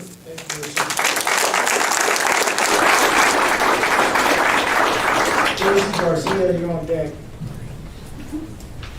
Mr. Mayor, City Council, I want to thank you and express my gratitude for your service and dedication. And as you know, I've grown up in Fredericksburg. I served on City Council, Planning and Zoning, Economic Development Commission, and the CVB. The challenges we faced in 08 and 10 when I served on council were not unlike what they are today, although perhaps less pronounced as they are. Of note, we created an ordinance restricting chains from Main Street and explored potential solutions to respond to the affordable housing crisis that was emerging then. Incredible how these challenges continue to confront us. I mention this because we recognized then that the danger existed for opportunistic national chain retailers to come and diminish the perceived value and unique characteristics of Fredericksburg. Your approach to the SDR problem is not without precedent. I do remember when serving on P&Z and on council, Brian Jordan told us, and I'm paraphrasing, of course, my memory isn't that great, that when you have an increasing trend on requested exceptions, changing conditions economically, and from a long-term plan standpoint, dynamics and exception trends revealing themselves, it's time to consider updating and amending the code. The changes are obvious, the solution's less clear, and I want to commend staff for their recommendations and proposed amendments, since our codes exist for a reason, and they are in a living document that requires us as leaders to continue to remain observant and vigilant, and when necessary, tweak and iterate on that code so that we can address the need at hand. It seems clear that our success is getting away from us. We have some tough choices to make, and the solution is less about saying no to things like SDR proliferation. It's about saying yes to what we want to become and from where we want to go from here. It's about saying yes, we prioritize and believe in our community residents and family, and that they must be prioritized over the business of tourism. Our long-term economic health as a town must be prioritized over the short-term opportunistic commerce thing. Our neighborhoods must be prioritized over the party atmosphere we're recruiting to visit on the weekend. We want families to be encouraged to come live and serve in our community. I want to thank you for your willingness to consider restriction of the short-term rental proliferation throughout our town. I'm hopeful that the future will reveal more solutions to promote continued health for our town, and not just restrictions. Just remember that, as the saying goes, the best time to plant a tree is today and 50 years ago. My grandmother came and brought the business that you now use as the law enforcement center. My parents started the Peachtree in 1972. I started Dogology in 2003. Polly Rickert made it an even better business today. I'm not anti-business. I just think that there are things that we must be doing as leaders to be proactive about maintaining that balance that David Turpin talked about. So I have a lot of friends in this business. It's not easy to stand up here and say these things, but at the same time, I just want to thank you for your considered deliberation of these things and for the thoughtful recommendations that the development department has made here. Thank you.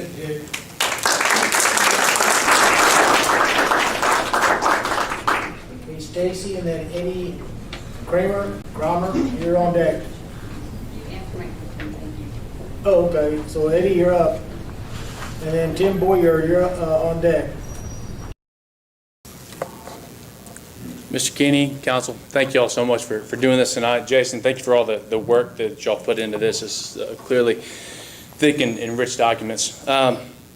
There's much to say. One thing in terms of the non-conforming, it makes me sad that with non-conforming, what that means is that each time another house in R1 is sold and turned into an STR, which happens over and over and over again, what you said is that is in perpetuity. That continues on. It does not stop. Ms. Judith, what you talked about with your house being sold, it will sell, and it will sell to an STR, and it will continue as an STR in perpetuity. When you look at the R1 zoning map, that's the entire, you are gutting the entire community. As we press on, if we continue with this, when you look at what something's going to sell for, a business sells for the net present value of future cash flows. That's what a business sells for. That's the value of that business. If it's a residence, the net present value of the future cash flows is completely different if it's sold as a residence. There are no cash flows for someone that's a residence. When I hear complaints that you're raising this from $100 to $500, I look at my parents who live in the community, the house that I grew up in. Their property taxes are increasing over $1,000 over that same time period. It's the same, they are carrying that just as much. And so it just, I believe that we're at this point where we've got to say no to doing more STRs in R1. I agree with what was said over here. If it's a C, let it be commercial. You are creating this monoculture where it's all going to be businesses and residential neighborhoods. And this has got to stop at some point. If what you said is true, and obviously it is, you are the attorney of the city, if that is true, every time we move to another STR, it's stuck. It's stuck for good. Can you please put a cap on this and stop the bleeding now? Thank you.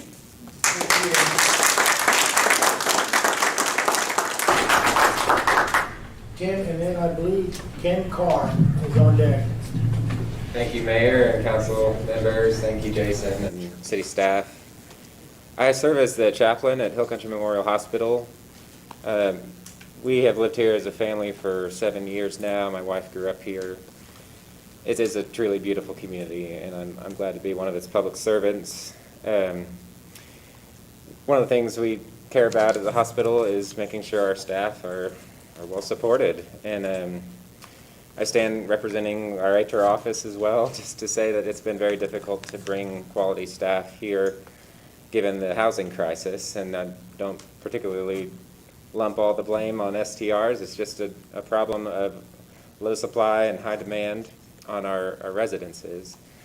But one of the things that life has taught me, and particularly Christian faith has taught me, is that a community is rich where there are neighbors and friends that take care of each other, that know each other.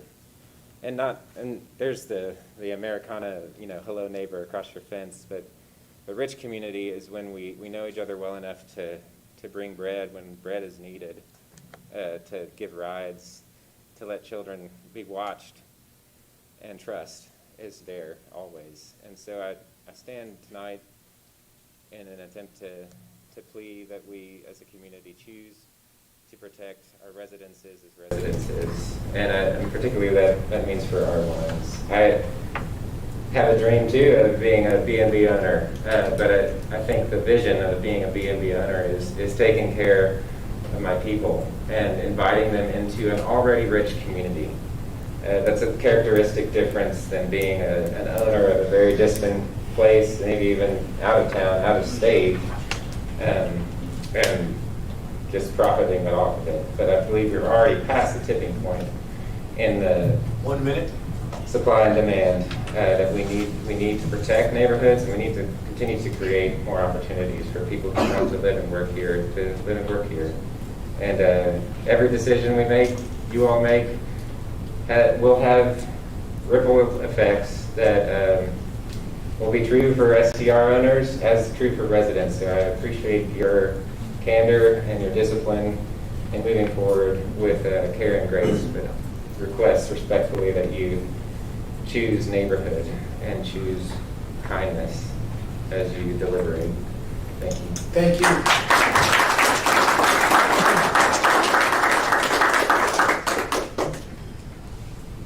And then Tim Dooley, you're on deck. Ken?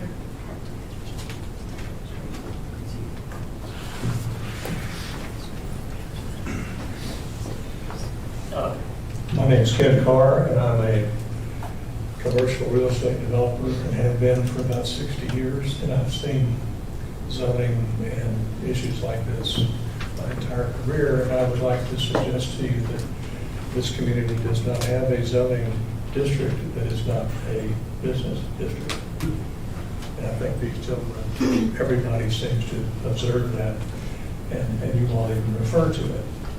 But it is a commerce, it's a commercial endeavor, and that has invaded the R1 district. I would like to suggest that Daniel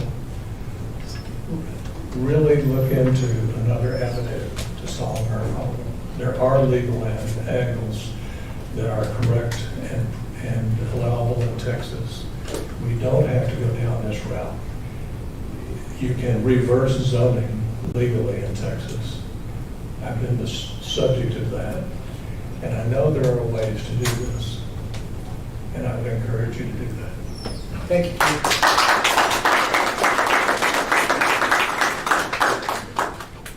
Tim. Tim, you're up, and then Ben. Tim who? Edgerton. I know I didn't get that right. So, Tim, Come on, you're brother. up. Good evening, ladies and gentlemen.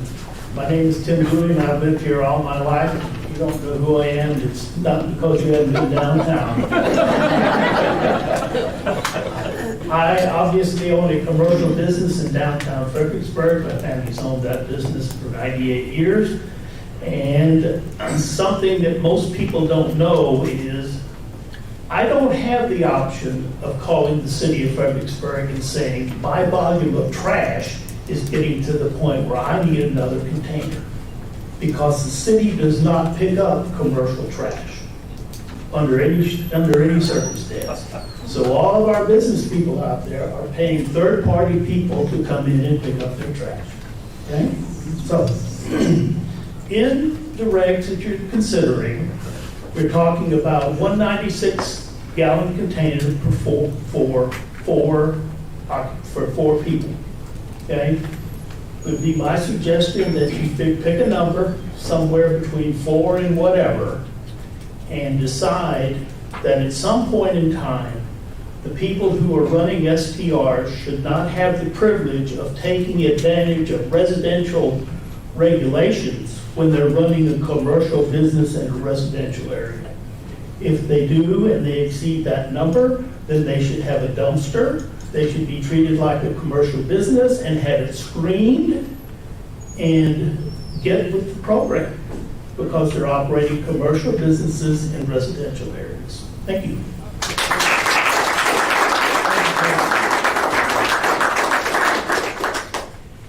Eric Emerson, you're on deck. Ben, would you pronounce your last name? I know I didn't get close. Edgerton. Okay, thank you. Well, your handwriting is actually beautiful, and I still couldn't read it. Thank you. We'll see about my speaking. Thank you for allowing me the opportunity to speak. I have three main points that I'd like to make. First of all, I'd like to speak in support of STRs. I understand the value they bring to the economy. This is a tourism economy here. And they're vital to our survival, and they're very important. Second, in researching information for tonight, I came across the STR Alliance, and I'd like to recognize them, and I'm sure some of them are here tonight, and thank them for the work, the very important work they're doing as someone who shares a fence with 3 short-term rentals, the ability to know that somebody's working to help us have access to somebody to call when we need to. That's a good thing, and it's very needed, and I appreciate that work. Thirdly, I'd like to introduce myself as a new resident to the city of Fredericksburg.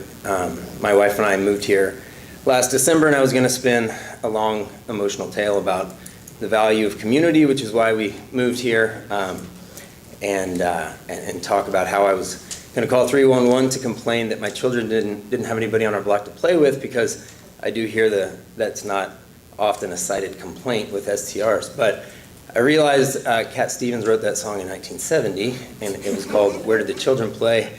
And 50 years later, we're still kind of singing that tune. So I changed back there to more of an economic appeal. And I would challenge the people of Fredericksburg, but especially the leadership of Fredericksburg, to consider what it is that you're offering. What are you selling? This is obviously a tourism economy.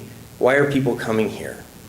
And if the answer to that in your mind is weddings or wine, I would challenge you to rethink that, because I believe that it's small town Texas. I believe that's what makes short-term rentals attractive to people to stay in when they come here.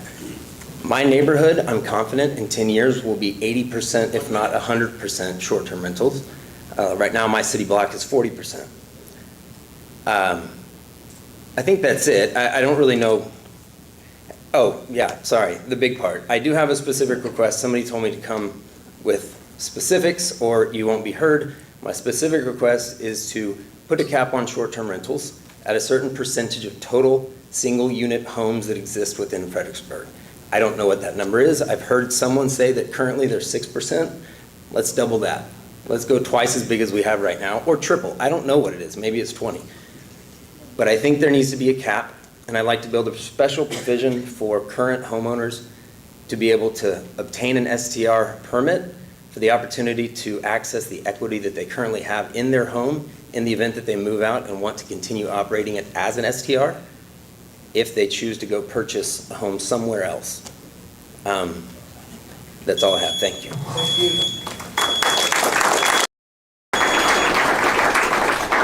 Dave Eric and then Jeffrey Moore, and you're on deck. I commend the council and the city staff for providing the opportunity for citizens to comment on the proposed changes to the city zoning ordinance, and specifically to Jason for his presentation of those changes. I'm pleased to see that members of the STR Alliance and the STR owners, and I appreciate their efforts to persuade STR owners and operators to voluntarily resolve as many as possible of the issues that were raised during the many listening sessions earlier this year. It would have been better still if that alliance had existed and had been able to do that years ago when these issues began to be raised. I'm a strong supporter of individual rights, but every right comes with a commensurate responsibility. One has a right, for example, to yell fire in a crowded theater if there is a fire and you need to alert others to the danger. But it would be irresponsible to do so if there was no fire. STR owners have rights to enjoy the quiet, peaceful, and pleasant use of their own property.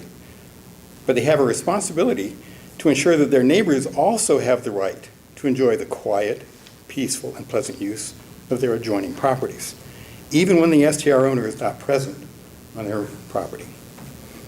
The Alliance is a voluntary association of a fraction of the owners and operators of the 1,630 active short-term rentals shown this afternoon on AirDNA within our zip code. That includes 1,460 whole houses, some of which have more than one STR license, way over the number that you were talking about earlier. So some of them might not even be properly licensed. The Alliance can't require membership, and it cannot impel compliance with its proposals. If the Alliance succeeds in getting every STR owner and operator to responsibly ensure the quiet, peaceful, and pleasant use of the STR, and there were no complaints, that would be an outstanding result. But history suggests it is unlikely. In the event that they are unable to ensure such responsible use by any of the STR owners and operators, the proposed changes in the city zoning ordinance provide an effective means of enforcement to the city. However, if the adoption of these changes is deferred, then the residents in the neighborhoods around this city will continue to face the same issues recounted by hundreds of citizens over the summer, with no new means of resolving what are clearly ongoing problems. Thank you for the opportunity. Thank you.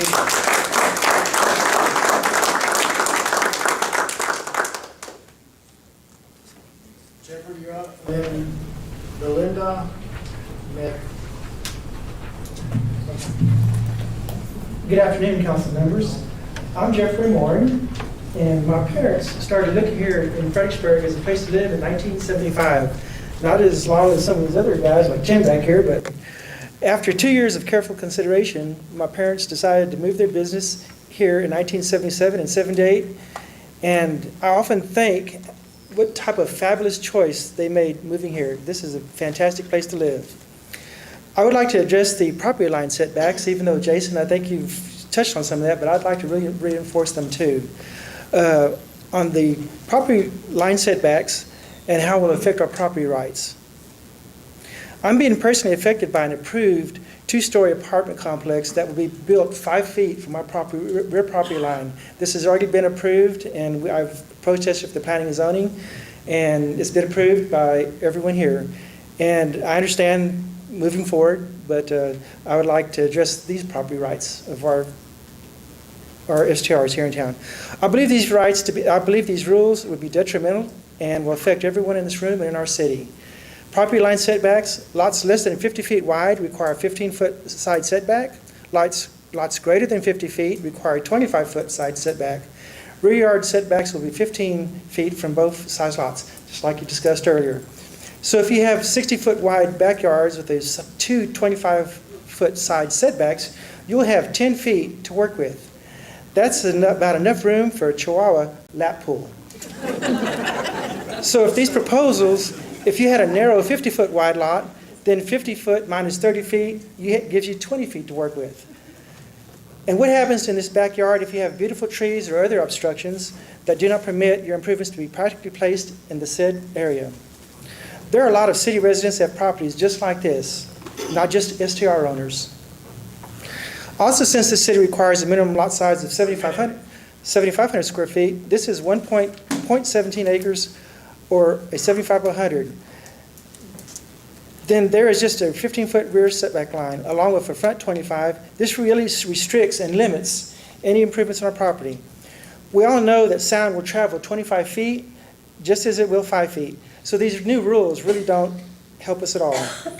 However, I ask for a compromise.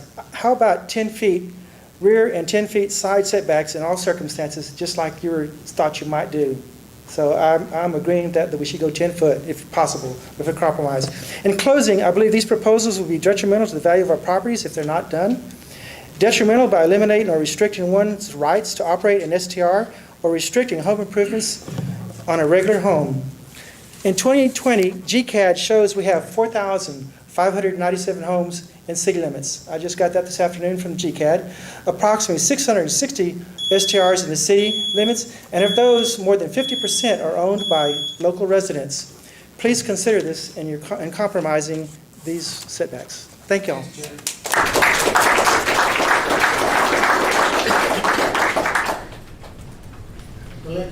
I'm sorry, what's the last name again? McDonald. I'm sorry, I couldn't. It's all right. And then Leslie Spraggins, you're on deck. Can you hear me okay? Wait. There you go. How's that? Okay, I am Belinda McDonald. I'm a resident of Fredericksburg.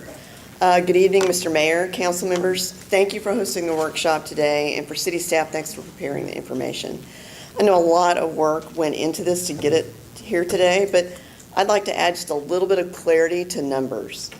I want to deviate for just a moment to address what the gentleman said about 1,600 STRs in Fredericksburg. We see that a lot. That does come from AirDNA.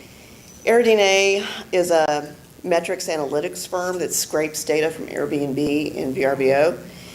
The smallest amount that they can get to is our zip code. So there's a map in the handout provided from the Alliance for you guys tonight. That zip code is over 700 square miles. So yes, there are over 1,400 STRs in 700 square miles. Fredericksburg is 9 square miles. Big difference. So please remember that when you're looking through these. So on to the info in the packet. There's a bar chart. Simple bar chart. It shows the residential properties by zoning district. This is straight from the city data that Jason gave us back in May. I'm just going to address the R1s 3,711 are ones. Of those, 231 are STRs. That's 6%. So we're talking about a relatively small number compared to the overall inventory. You go to another chart in there, there's a pie chart. This is also from AirDNA, taking a look at the metrics of our overall area. 64% of STRs in our area are 2 bedrooms or less. That's a big number. If you look at the economic impact, there's one more chart in there for you.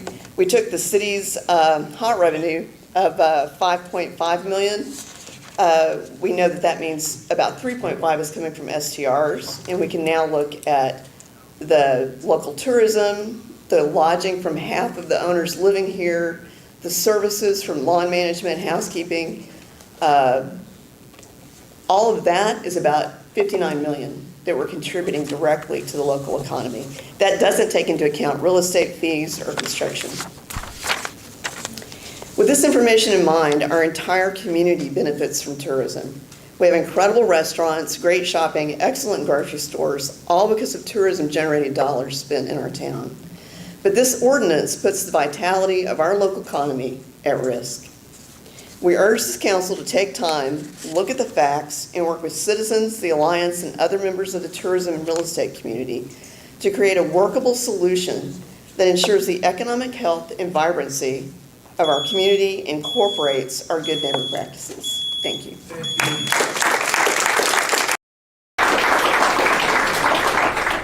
And then Randy, Bryden, you're on deck. Good evening. My name is Leslie Spraggins. I wanted to thank you all for letting all of us talk. I know it's been a long evening already. I am a resident of Fredericksburg. I'm speaking to you tonight in opposition of the proposed ordinance as written in regards to parking, so I'm going to be very specific about the parking. While I agree that the current ordinance as it's written is not sufficient, the new proposals are too strict and unrealistic for some existing lots and existing construction. The proposed ordinance for STR parking is more strict than required for hotel rooms, and why is that? I would propose that you see how many spaces a lot can handle and limit the amount of cars allowed on that property. For example, if a lot can hold 4 cars in the driveway, then they would be required to have 4 spaces and limit their guests and how many cars they could bring and park on your property. This could be handled in the rental listing of the property under parking rules, as well as the letter that guests receive before they come prior to their visit. The guests could be told of the parking restrictions and that they're only able to bring a certain number of cars, and that would be all that would be allowed on the property. The owner could issue parking permits for the car dashboard, and this would be one more indicator of the seriousness of the parking restriction. An owner could even fine a guest for exceeding the parking allowed. If the city would allow owners to try and take care of this problem by self-policing, then there would be less for the city to try and police. As it is, our code enforcement is overwhelmed and having trouble accurately ticketing violators, so why wouldn't it make sense to let the owners help with the parking instead of requiring that everyone fill their lots with unsightly parking? I've traveled to many cities, and I always stay in Airbnbs because there's 5 of us, and you know it's cheaper. And you have a kitchen. But more than once, I've been limited to only 1 car. I've been told if I bring more than 1 car, I'd have to pay a $250 fee for a second car. Another city limited me to 1 car and told me if I brought a second car, I'd be towed. So guess what? I brought 1 car, both times. So I want people to think, okay, I think people want to follow the rules. I think they want to do the right thing, but every situation is different and every lot is not set up to park several cars. Of course, the obvious solution is to use the city streets for the purposes that they were intended. Most of our streets are designed to be parked on both sides of the street. If they're too narrow to park on both sides of the street, then residents and guests could be directed with signage to park on only one side of the street. This is also very common in tourist areas.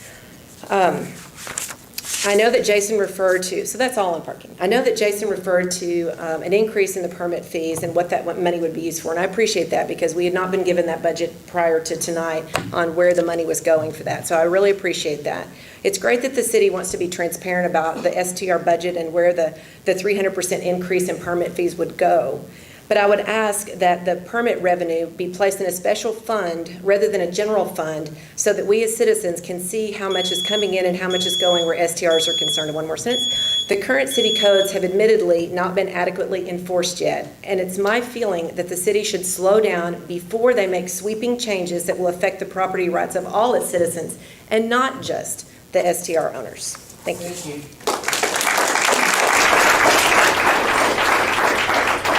Then we have Rebecca Leclerc on deck. Good evening, Mayor, City Council, City staff. Jason, thank you for a presentation. Well done. There was a couple of folks that asked about different ordinances and things that we could be doing. I'm a resident. I missed a meeting recently, and I was elected the president to be the president of the STR Alliance. I objected, but here I am. One of the things that we aspire to do is raise the bar for the STR community and be better neighbors. We live here, and it's important that we respect our neighbors, know our neighbors, and by the way, I know most of my neighbors. This guidebook's available for anybody who wants to take a look at it. In it, we list a number of things about how to communicate with your neighbors, noise management, parking management, and all sorts of other good things. And this is a reference document we want to give new STR owners and existing ones. So I want to just advertise that. I would say the STR Alliance does stand with the Central Hill County Board of Realtors in asking that this STR proposal not be adopted in its current form. I'll focus on one thing, and that is the conditional use permit. I believe that this will cause a burdensome process for the city residents as well as the city. The very first step is the application for a conditional use permit is to be submitted by the property owners to the city along with a site plan that's prepared and reviewed by the city staff. The second staff would include planning and zoning, P&Z. They would conduct a public hearing in order to review the application. They would send out notifications to neighbors to come and speak for or against whatever that request may be. And the third and final step would go to City Council as the final decision maker. The application for the conditional use permit. Following a public hearing and consideration of the P&Z, City Council would approve, modify, or deny the proposal for the conditional use permit. This is a lengthy process. It may result in log jamming, agendas for the city, and may become very burdensome for individuals submitting CUPs. If this is passed, and I think a few folks have already mentioned this is going to create a have and have not situation. Property value rift will start to develop between permitted and non-permitted. Lastly, one quick story. We had our STR Alliance meeting recently. We had over 100 people in attendance. It was Zoomed live, very good attendance. We had one lady ask, I'm approaching retirement age. I need to have an STR to help supplement my income. Will I be able to move forward under this new ordinance? And as a member of the STR Alliance, none of us could really give a solid response because we don't know the conditional situation of where her property is or where it resides. So my request here is, again, I think this has been echoed, slow down, let's be thoughtful. I know we are exceptionally thoughtful in this process.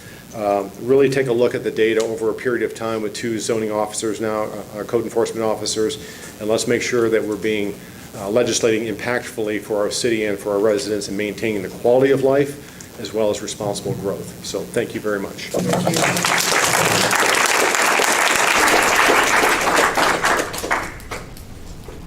Rebecca, you still here? She left. Okay. Nope. Buckaloo, you're up, and unless someone else has signed up and I'm not seeing it, you're the last one. We had a couple of people. Wow. Oh, we did, okay, good. They came in late to one side. That's fine. We'll get to them. All right. Yep. Thank you, Mr. Mayor. Thank you, council, for taking time. Jason, well done on that. Thank you for the information and staff. You've heard some citizens proclaiming the evils of STRs and how they're destroying the character of our town and how they're making properties unaffordable. I would encourage you to consider the fact, number one, that it's a good thing that Ambleside's not located in Austin, or 0 of your faculty would be able to buy a house. Real estate prices all over this state are high, and all over this country are high. I don't think we're an exception to that. As a matter of fact, I think we're right in line with where real estate prices are anywhere. And I don't believe that STRs are driving that.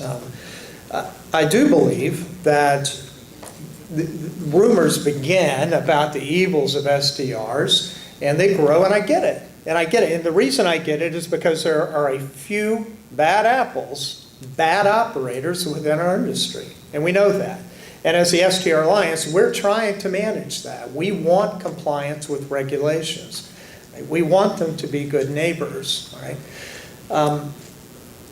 But at the same time, that doesn't mean that they are bad, terrible owners out there. There are some that aren't working well. And we will address that, and we will work with that, and we're asking for the support of the community to do this.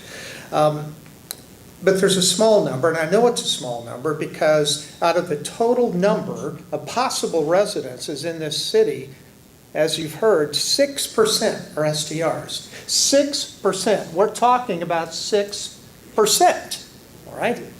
And I love the idea of doubling or tripling that number, right? Because it still makes it manageable. It still makes it a small number. You've also heard people up here advocating on this side that we have property rights and we want to be able to exercise those property rights. Rebecca had to leave. She has a daughter she has to take care of. Here's her story. She's a widow. She moved here to teach school. She has a 10-year-old daughter, and the way that she found to be able to live here creatively was to rent out her house on the weekends as an STR. That's how she supplements her income as a school teacher. And I find that amazing, and I find it powerful that someone has the right to do that in R1, all right? I believe this is a critical issue, and I think it's a difficult issue for you guys. I'm kind of glad I'm not sitting in your seat, actually, to be honest with you. But you are, and you are elected to these positions. I think the question that you might want to be asking yourself tonight is, do you want to be the elected city official who was responsible for leading this community to economic demise, or do you want to be the city council person that thoughtfully... No, just so let's be respectful. Thank you. Go ahead. Yeah, do you want to be I'm going to the... give you 1 extra minute for that. Thank you, I appreciate it, Mayor. Do you want to be the leaders of this community that were thoughtful and purposeful as we go through this process? All right, I believe there are people, some people on both sides of the aisle who want to work together to create good solutions.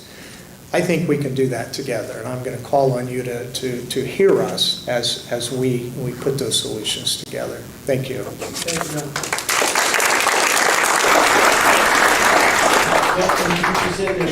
I don't have names.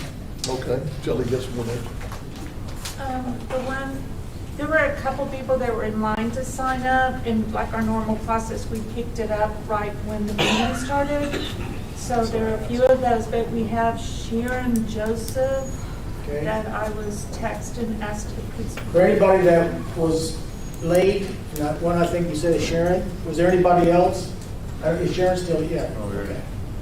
Is anybody else that didn't get to sign up as she was taking it? Come on, Sharon. Okay, and then as soon as she's finished. Did you see that? I would have. Okay. When this young lady is finished, gentlemen, you'll come up and give us your name for the record and so forth. Sharon, you Trying to go. butter you up. Then young lady, you'll be after the gentleman in the back. Thank you. Go ahead. Mayor Keeney, City Council, thank you so much for listening to all of us. Jason, thank you for all your hard work and your great presentation. I'm Sharon Joseph. I live and work in the Historic District and serve on the Historic Review Board, and that's why I'm here to talk to you. We have all forms of zoning inside the Historic District. And first of all, thank you for your approval of the review guidelines that you approved earlier this year. Made our job a lot easier. But one of the things we're finding that every month when we meet, every agenda has someone coming before us with either an existing home that they want to change or new construction that they want to change in where they have all these little units and they're all squished up on one lot. And it's extremely difficult for us. They tell us they're following the zoning code, and we look at it and we think, is this really what we want to see in the historic district? So we really need your help. We need your guidelines, and we appreciate the work that you've been doing. Sometimes it seems like we're just hollowing out the district and it's just going to be a tourist donut with shopping in the middle hole. The prices are going up so that people can't afford to live in the district, and since I live in the district, think that's very sad. But we really appreciate what you're doing. I think you're on the right track, and we would like to support what you're doing. Thank you for your time.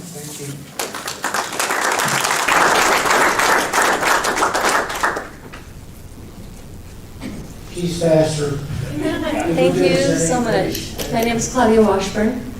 I live in Fredericksburg. We moved here about 2.5 years ago with the plan of building a house outside of town.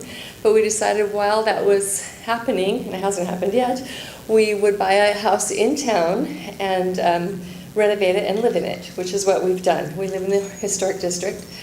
And we have just a few STRs on our street. Most of them are residences. We have great neighbors. And we would love, when we finish our home in the country, to just, we originally thought we would have an STR. And we kind of feel bad about that in a way because our neighbors really don't want us to. But the STRs on our street have been just fine and we haven't really had issues with it. But the reality is we'd love to long-term rent it. That would be our preference. But because of the taxes, we cannot do that and make back the money that we're paying in taxes. And so I think that while STRs, everybody's been saying STRs are the problem, I don't think it's as much the problem as the increase in taxes. Our taxes in 2 years have gone up 50%. And so that's killing us. We can't do a long-term rental. We'll probably just sell the house when we move into our other home. The issue that people have brought up with the entire historic district becoming full of STRs is being exacerbated by this plan, because you will not be able to build an STR unless you're within 200 feet of another one. So that means that the STRs will all be clumped together and then they'll start to string out. You'll have a backdoor neighbor that has an STR and then the one next, in front of them will, and so on and so forth. So the problem's not going to be solved with this. This is not going to solve it. I think we're much better off having our STRs sprinkled about the community rather than having them all crushed in the historic district. There are a lot of homes in the historic district, especially on the south side of Main Street, that are not STRs. And we have lovely neighborhoods and we enjoy them. But we don't want to see everything, all the STRs be smashed in one area. STRs are not the problem. I think they can be managed, and I really appreciate the Alliance for putting together a community that can help with that. Thank you very much. Thank you.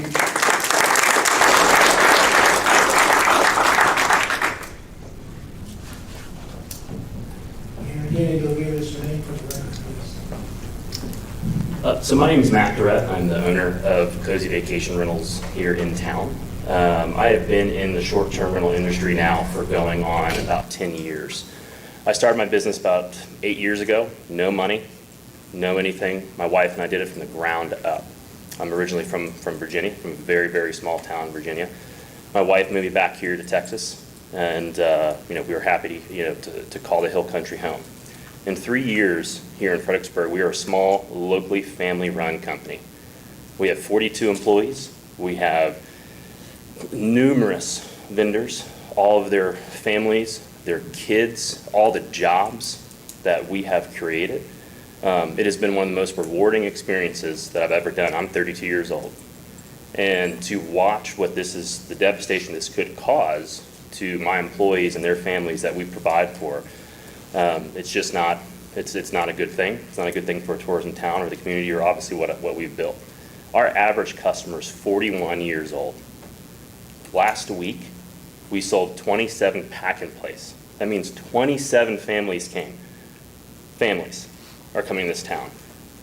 41 years old. We don't have party houses. And it's all about who you rent to, how you enforce the restrictions, how you enforce those regulations, and actually using data to educate the council staff here on to make those decisions. And there, as the Alliance has said tonight, there are a lot of bad actors. And those folks enforce fines, enforce, all those type of restrictions, and let's get rid of those bad actors. And it's all about being a part of the community, because all of our staff is a part of this community. And if this continues to go forward, that's the amount of families that we will be continuing to have that's going to go down. And it's just devastating to see as a business owner, and I'm against these current regulations. Thank you.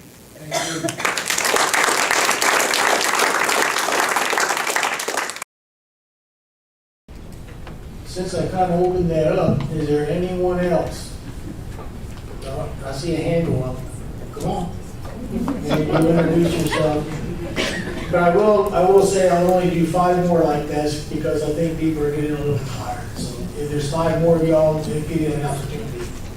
And you're number 4. Okay. I'm Jill Tabor, and I can definitely see both sides of this issue, and there is an issue. Oh, can you hear me?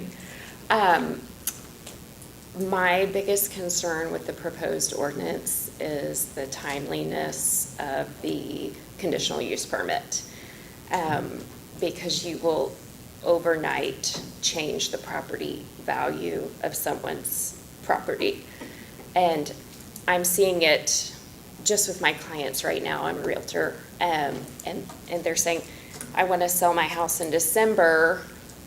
And I was like, well, I can't tell you what your house is worth until this ordinance passes. I disagree with Judith's realtor.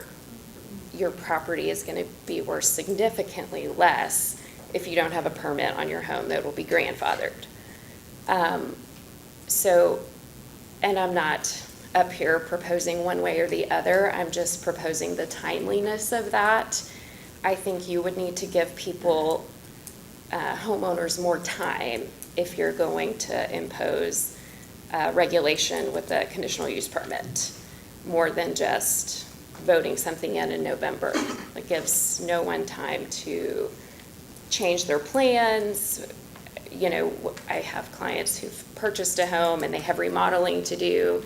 They bought it to be an STR, but they're adding a bathroom or they're doing other things. They're not ready to go get their permit. And then so overnight, well, now you may not be able to get one. So that would just be my request, is that if you do go that route, that you would really consider the amount of time you give someone before that went, before that was voted in. Like that they, 6 months, a year, 2 years, you know, more than a month. So that's all. Thank you.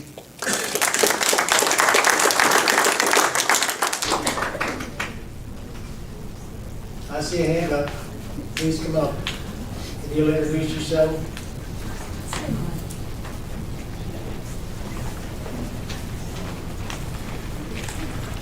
Good evening, and thank you all. My name is Carol Hammerson, and I've lived here about 2.5 years now. And I really only have one question.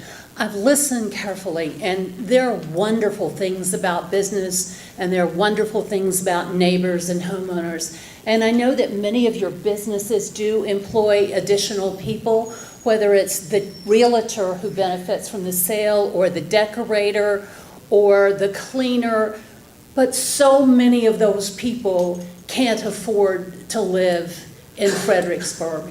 And so many of those people can't afford to raise a family here. And my only question to you is, how do we achieve a balance where we support business, we support privacy and property rights for both groups, but please, the affordable housing and the benefit of having mixed neighborhoods is such a joy and such an important thing that how do we balance that?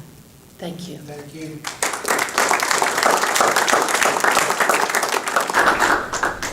We're down to 3. This is 2 of you. Yeah, this is number 3, so you got 2 more. That's it. Thank you for hearing me. I'm Michelle Gassaway. I just wanted to make one point about folks that are concerned about short-term rental versus long-term rental. A long-term rental is a business just like a short-term rental is. The people who have a home that rent it out long-term, they're making a profit, just like the short-term rental, making a profit. So if you're going to move all the businesses to the C area, all the long-term rentals got to go with the short-term rentals, or they can all live together in harmony. That's all I got. Thank you.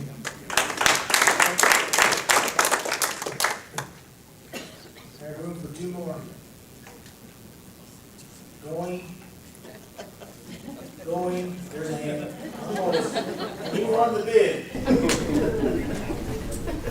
everybody tackle her. Hello, my name is Jennifer Wise, and my husband and I, although we live in Kerrville, my family has lived both in Kerrville and Fredericksburg for the last 8 years, and we've done business, my husband and I, for the last 20 years in Fredericksburg.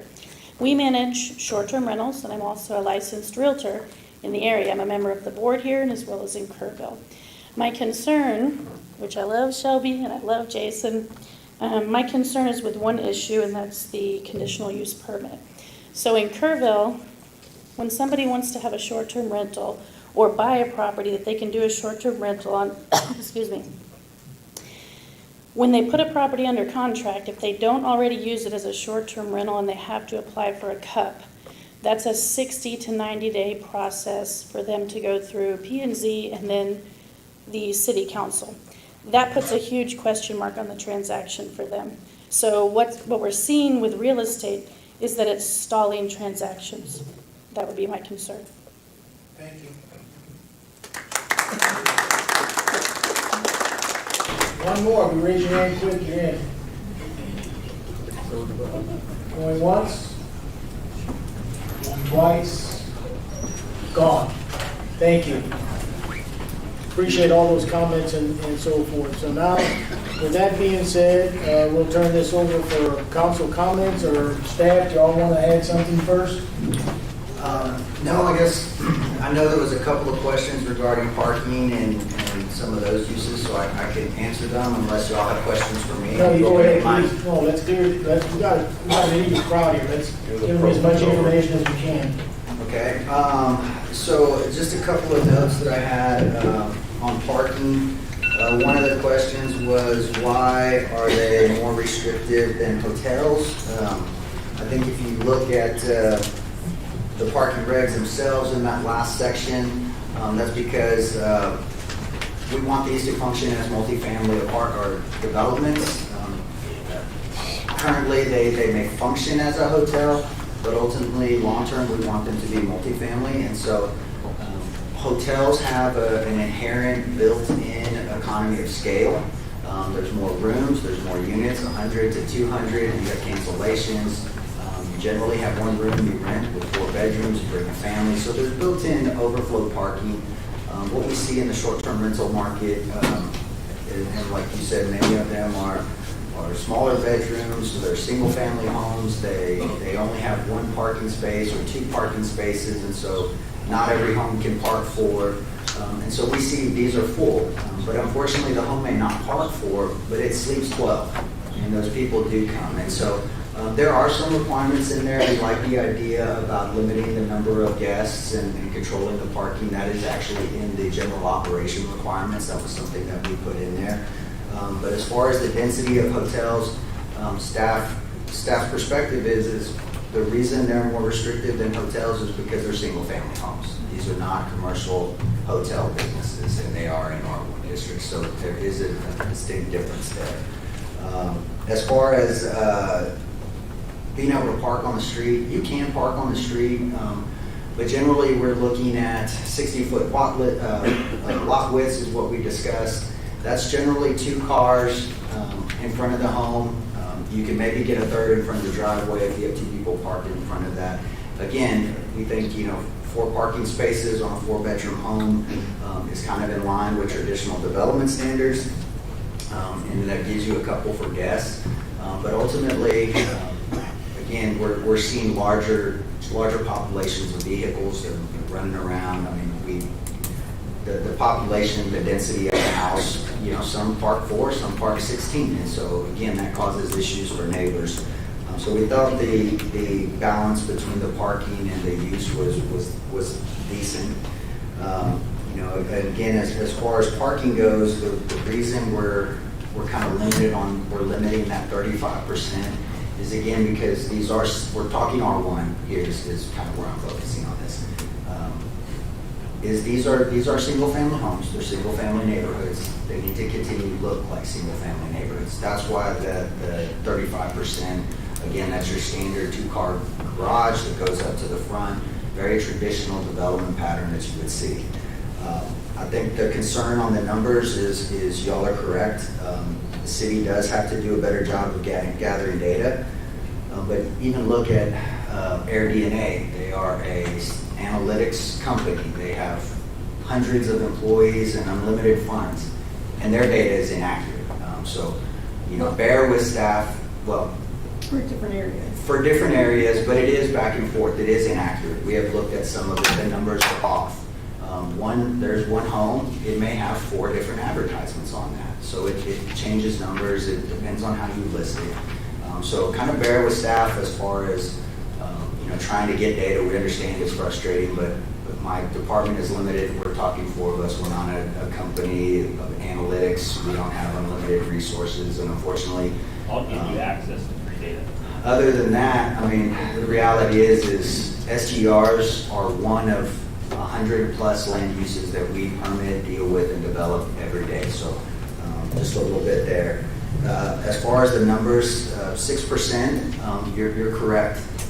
The entire R1 zoning district in the city limit, that may not seem like anything. You may say, oh, that's nothing to worry about. But if you're looking at the historic district, that changes quite dramatically. If you are in the historic district, you have an 18% rate on your STR in that area. So again, where are these concentrations? Where are the pockets?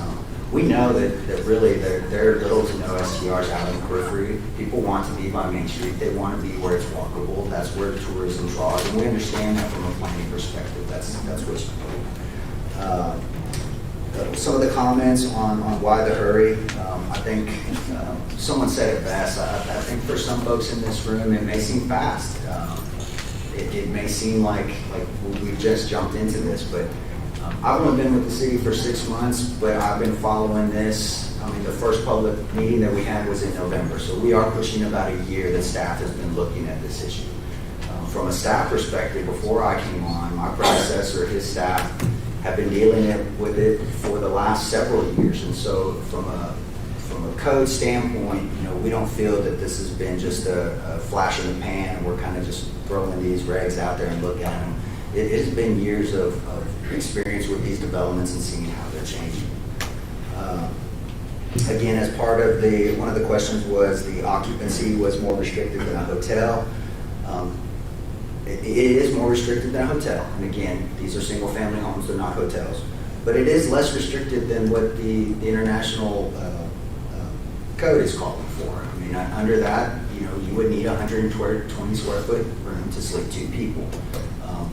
Regularly in some of these smaller homes, they are not, if 70 square feet, some are more, but to get 3, 4, if we follow the International Property Maintenance Code, I don't know that you would be getting even 2 or 3 in some of these. So staff felt that the recommendation on occupancy was a good compromise between the 2 groups. And then I think the biggest one was enforce what we have. I think that's a hard one for staff because unfortunately we don't have a lot to enforce. If you go through our development standards for short-term regulations, we have a noise ordinance that requires you to be 50 feet away from a property line. One of the gentlemen said sounds travels and it doesn't matter how far.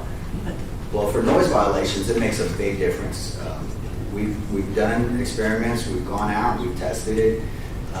In your backyard, if people are being loud and they're in violation of the noise ordinance and there's a house 6 feet away with a bedroom window, your decibels are going to hit 66, 67, 68. They're going to be in violation of the ordinance. But if you move 50 feet to the way you measure it, you're down to 40 decibels and everybody's in line. So we can enforce what we have. Unfortunately, we don't have much. We have some parking standards. Those are hard to enforce because we don't have requirements that limit your guests to there. So any guest can bring anything. We only limit the number of parking spaces. Again, we're seeing developments, 42 bedrooms. How many parking spaces? 13? Those are the kind of regs that we are dealing with. So it is difficult to enforce what we have because we really don't have a lot. Outside of that, we have a density cap that includes living rooms, kitchens, bathrooms, and really drives that occupancy up, again, against violation of our property maintenance code, which was adopted. So I think some of those are some of the challenges that we put forward, and I hope council that you see we did try to strike a balance between both groups. Obviously there's some areas that we would like to have gotten more restrictive from a land use planning perspective, but we thought that this was a good starting point. So, I remember there was an article in the paper recently. There's a lot of conversation tonight about neighborhoods and why we're here, what we're doing, and don't kill the golden goose. And I don't think anybody here wants to do that. I think these regulations are in line with protecting it. I just say that I think that where staff differs from that is we don't look at STRs as being the golden goose. We look at the community as being the golden goose. And so, if you follow that fable, that story, I mean, it dies because people seek more and more and more, and then we lose what we have. And so I think that's the concern that the neighborhoods are having is we are losing some of the neighborhoods. And the historic district's a perfect example. I mean, we are at 20% from what we know. And so is that number too high? Maybe. Is 6% too low? Maybe. But those are the things that we try to address with this ordinance. Again, we try to balance both sides. I feel like we did a good job. So again, I appreciate everybody's help. We've got a lot of great comments, a lot of good feedback. We'll continue to coordinate with that. And so I'll turn it back over to council. I'll answer any questions y'all have and go from there. Ken?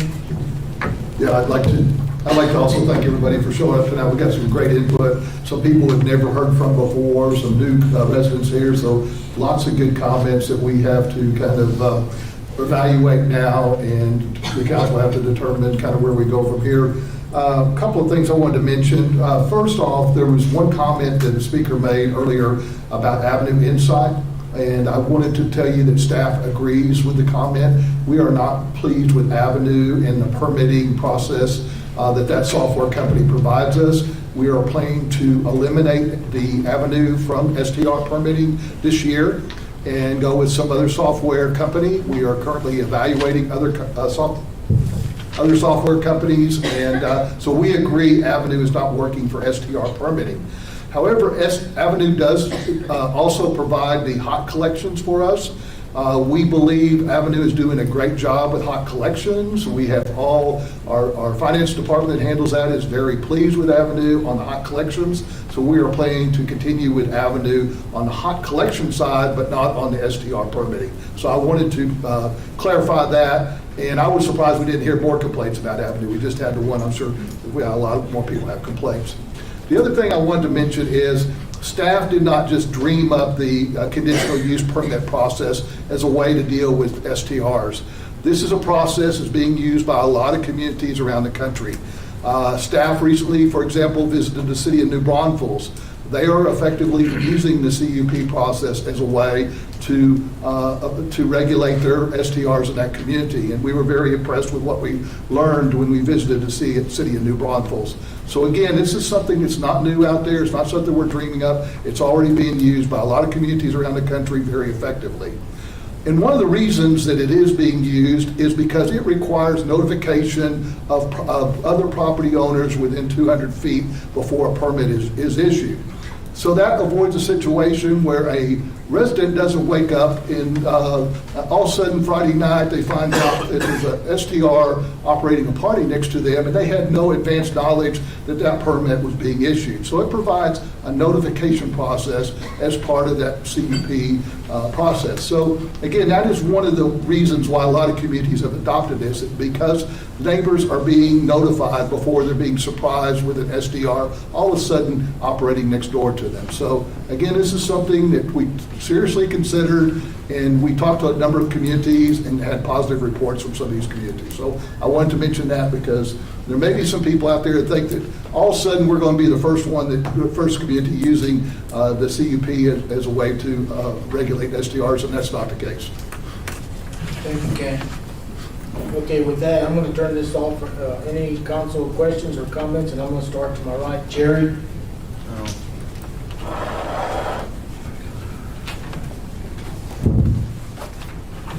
Okay, I know I was talking with Jessica Middle today, and she had made some comments, and a couple of her comments were, well, there are not over 1,000 STRs. There are multiple listings. For example, I list a 3-bedroom sometimes at 3 different listings. Also, AirDNA includes everything in our zip code. So it also includes the county. She felt like the parking seems to be reasonable, what was proposed. Occupancy cap is key, I agree. The rest is over the top. You know, for the Alliance to maybe take over and run this, to run it, I think the city has to be the controller of this. I don't think you can have a group to be in control of it. The city has more teeth, I feel, than what an alliance group could produce. One other thing Jessica had mentioned too is the hot tub. The hot tub is something she's not in favor of the hot tub. I don't think I am either. I think it's just a party avenue. If there is hot tubs, go ahead and shut the things off at 11 o'clock and leave them off. The lights should be on some type of cutoff switch that at a certain hour they cut off. Occupancy, limiting the occupancy like is what sounds to be or seems to be the most #1 thing that everybody kind of concerned about. I still had to ask some questions of Jason about the occupancy of a 1-bedroom, 2-bedroom, and it's 2 plus 2. So all of a sudden here you got a 10 individual occupancy max and two bedrooms. That doesn't make sense to me. The violations, I think, and I don't agree with the 6 violations. I think that there should maybe be like 2 or 3 violations, and then after that, fines be on a $250 fine, and then double on the second one, and after that, go ahead and pull the permit for 90 days, and I think that would get people to be on the ball and take care of the situation. I like the notifications that need to be posted. I think the people who do come into these B&Bs need to be responsible. They need to know what their actions can be and can't be. And most of all, the locals have helped make Fredericksburg also. The local people here, they have a right to be here, and they have a right to be able to have a peaceful evening. I've been on the receiving end of a B&B party house where I had to get up at like 4:30 in the morning, and they were still partying at 3 o'clock in the morning. And when I called the police, I said, I don't want to be a butt, but I said, somebody, please ask them to take their party inside. And when they did do that, well, it sounded like a Marine sergeant I used to work for talking. And, so here I had an hour and a half of sleep at the most. And so I've been on the receiving end, and I agree with the locals here that, they have the right to peaceful night's sleep and an evening. Let's see, what else was there? Yeah, we need to talk more about the cup and see how that is. Jason, you're the man on that. Jason's done a great job of working with all of this. He put a lot of effort and thought with everybody here, Anna and everybody that has worked their way through it. I think they deserve a congratulations for all they did. It's a lot of thought. There's 100, how many pages? 108? I think 108 pages. So it's not a small document. But I think we need to, I would like to see the R1 protected as much as possible. And somehow we need to get this housing deal done, that we can, these people that do come to town to work, that they have a place to stay. And whether it's a city by the property and turn the property over to let contractors build or bring in mobile homes or manufactured homes and develop certain properties that we do own. Even the hospital, I think the gentleman mentioned the hospital. I know the hospital has purchased property out on the 16th South there, and nothing's happening there. So there is property out there that could be developed and made real reasonable for the individual to come in and rent and live and work there. Okay, that's all I got to say. Thank you. You're welcome.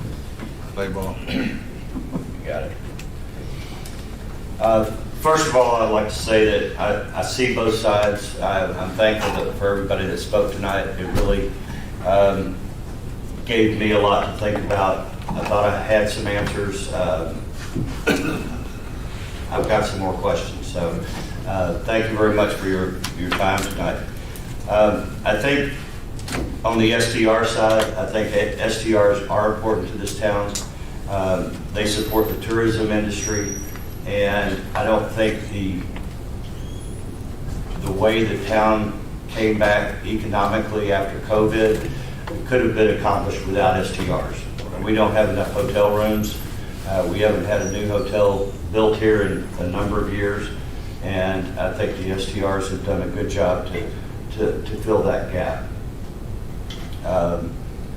I do believe there should be a cap on STRs, not only the total number within the city, but also within the neighborhoods. You talk about 6% of STRs in the town, but if you look at it, they're in concentrations, and there are neighborhoods that don't exist any longer because there's so many STRs in that particular neighborhood. Historic district is part. There's areas where there's blocks and there's only one full-time resident. To me, that's not right, but I think we can coexist. I think the 200 feet needs to be examined and possibly replaced with a percentage. I think San Antonio does it 12.5% by block, if I read their ordinance right. I think we need to take time to collect some more data and to allow our enforcement officers to do more. I also think that I really like the idea of limiting the number of cars that can be parked in STRs. I see it all over town. You can, we're talking about property rights. If you don't park, I know that nobody can find the land on their particular lot to park the number of cars they should park. And as a result, you end up parking cars on the street. And in today's time, nobody carpools, or unless they're forced to. And you end up with neighborhoods lined with cars that are not residents' cars.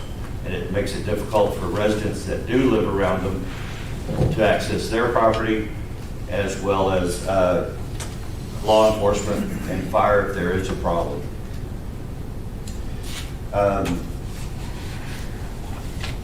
I like Jill Tabor's idea of when we do implement an ordinance, that we implement it over time to allow people that either are planning to have an STR or in the process of buying a home or remodeling, so that it does not negatively impact their position. As it relates to neighborhoods, and I've said for a long time now, we cannot lose our neighborhoods. And I know we have STRs in our neighborhoods, but to me, the most important thing in this town are the people that live here, the residents. I've lived here 21 years. This is my 7th year on council. What I've seen and what is extremely exciting for me is the amount of young people with children moving into our town, becoming very active in sports, committees, activities, school. It's just, to me, it's a sign that this town is alive, it's growing, and it's very vibrant. You might talk about this town being vibrant because of the tourism. I'm more excited about the families. And we had several speakers today that have families, and I'm excited about that. So I think we need to do everything we can to preserve the residents of this town. I think the loss of neighborhoods would also destroy the character of Fredericksburg. This town was based on family and working together and living together, and that's the character of this town. So, in conclusion, I think we need to slow the process down. I don't think we need to be in a hurry to come up with an ordinance that controls STRs or outlines, regulates, thank you, regulates STRs, but we need to work with the Alliance. We need to get some more information, get some more data, work together, come up with an ordinance that would work. And the key is to find the balance. And I think that's absolutely the key. But as I said, I think that the most important asset we have in this town is our neighborhoods and the families. So, thank you. Thank you, Todd. Tom? Yeah, we're losing some of our neighbors that have 3 kids, and it's so fun to sit in your recliner and all of a sudden you look over your side and there's these kids come flying up in their bicycles, and then they're going out in the street and back up and forth. And that's Anna. They live right down the street from us, and her kids are always flying in and out of the driveway there and our neighbors' driveways, and they're always making little thank you notes. I mean, it's a great deal. Thank you, Jerry. You're welcome. It's Tom's turn. Okay. You can always look out your window and watch George Studer in the front yard. Yeah, and you can always look at cars going down the street. Yeah, I got cars going off on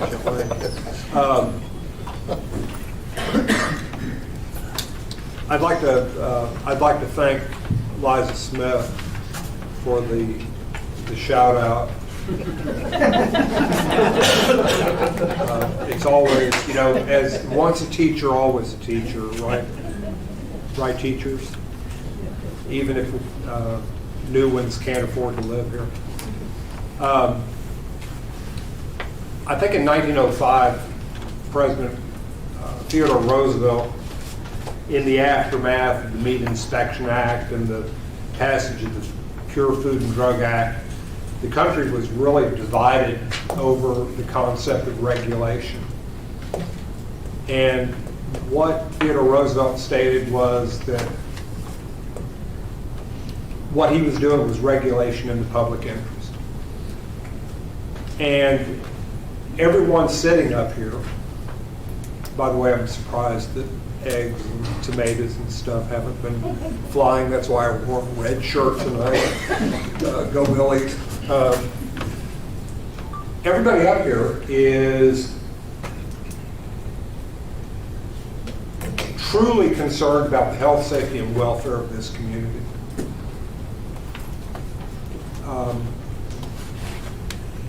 Many people think, or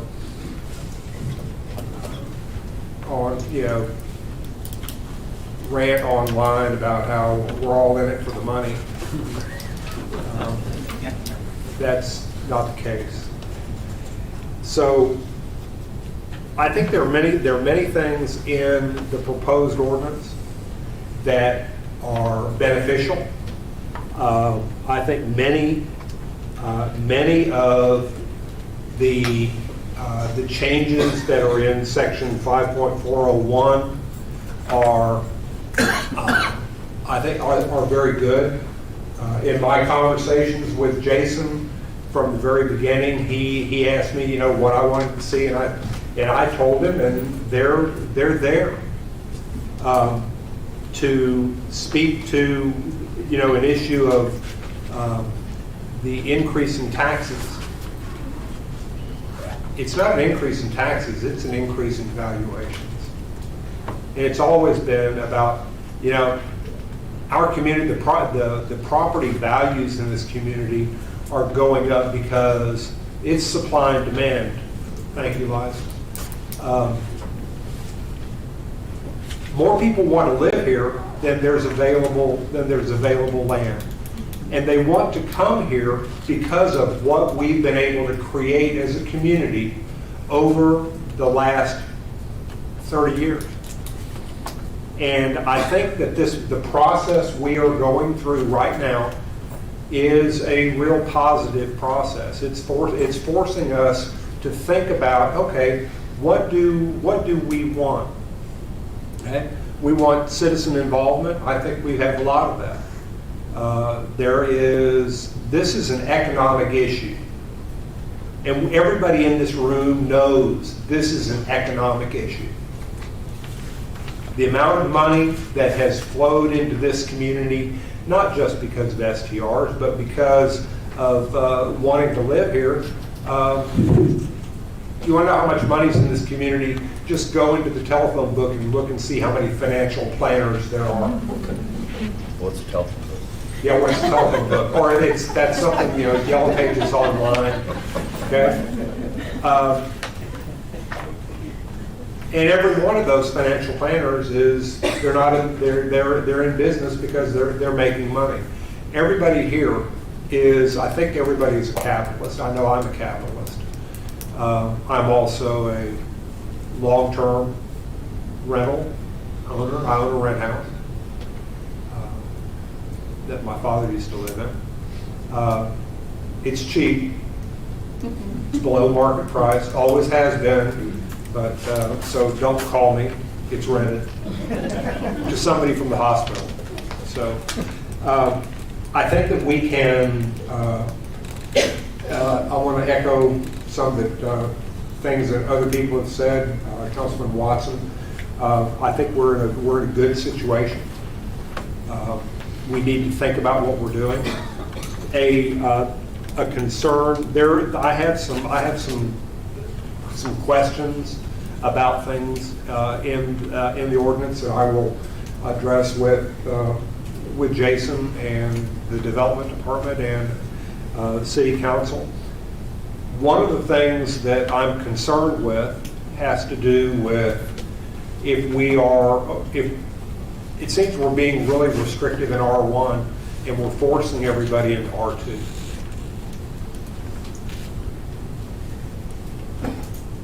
I believe the only person that lives in an R2 zoned area sitting at the dais tonight is me. Does anybody else live in R2? Okay. One thing about R2 is we seem to forget there are R2 neighborhoods in this community. If you live on Henrietta or Eddy, if you live between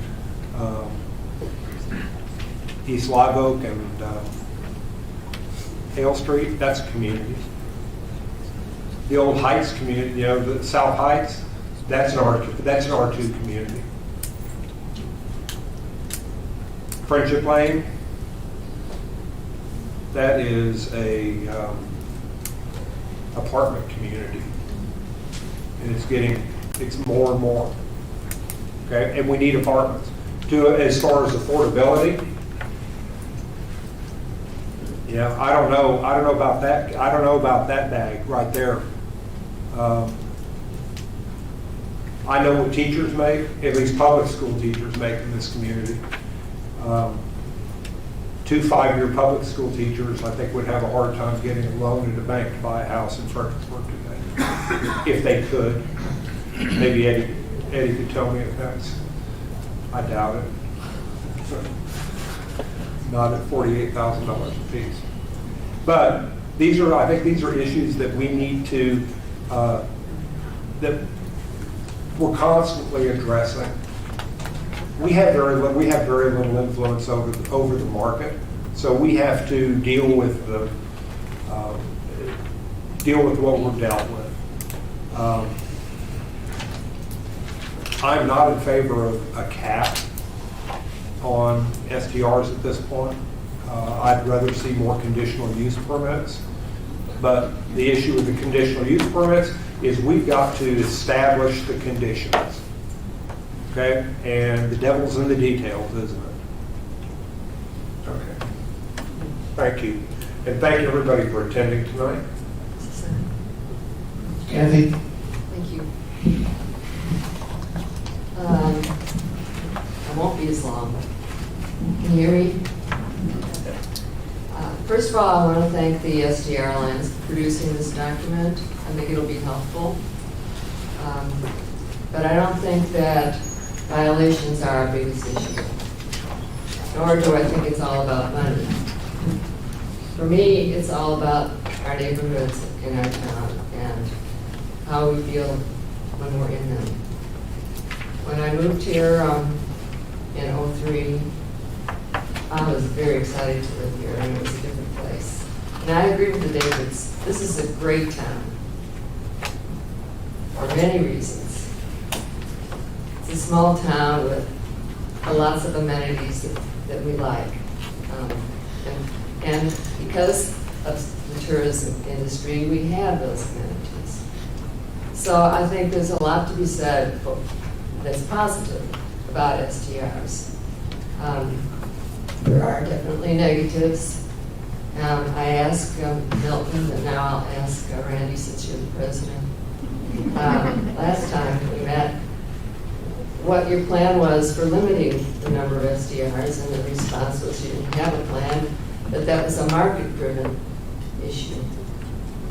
But I don't know that the market cares that if I live next to an SDR, hears noise, or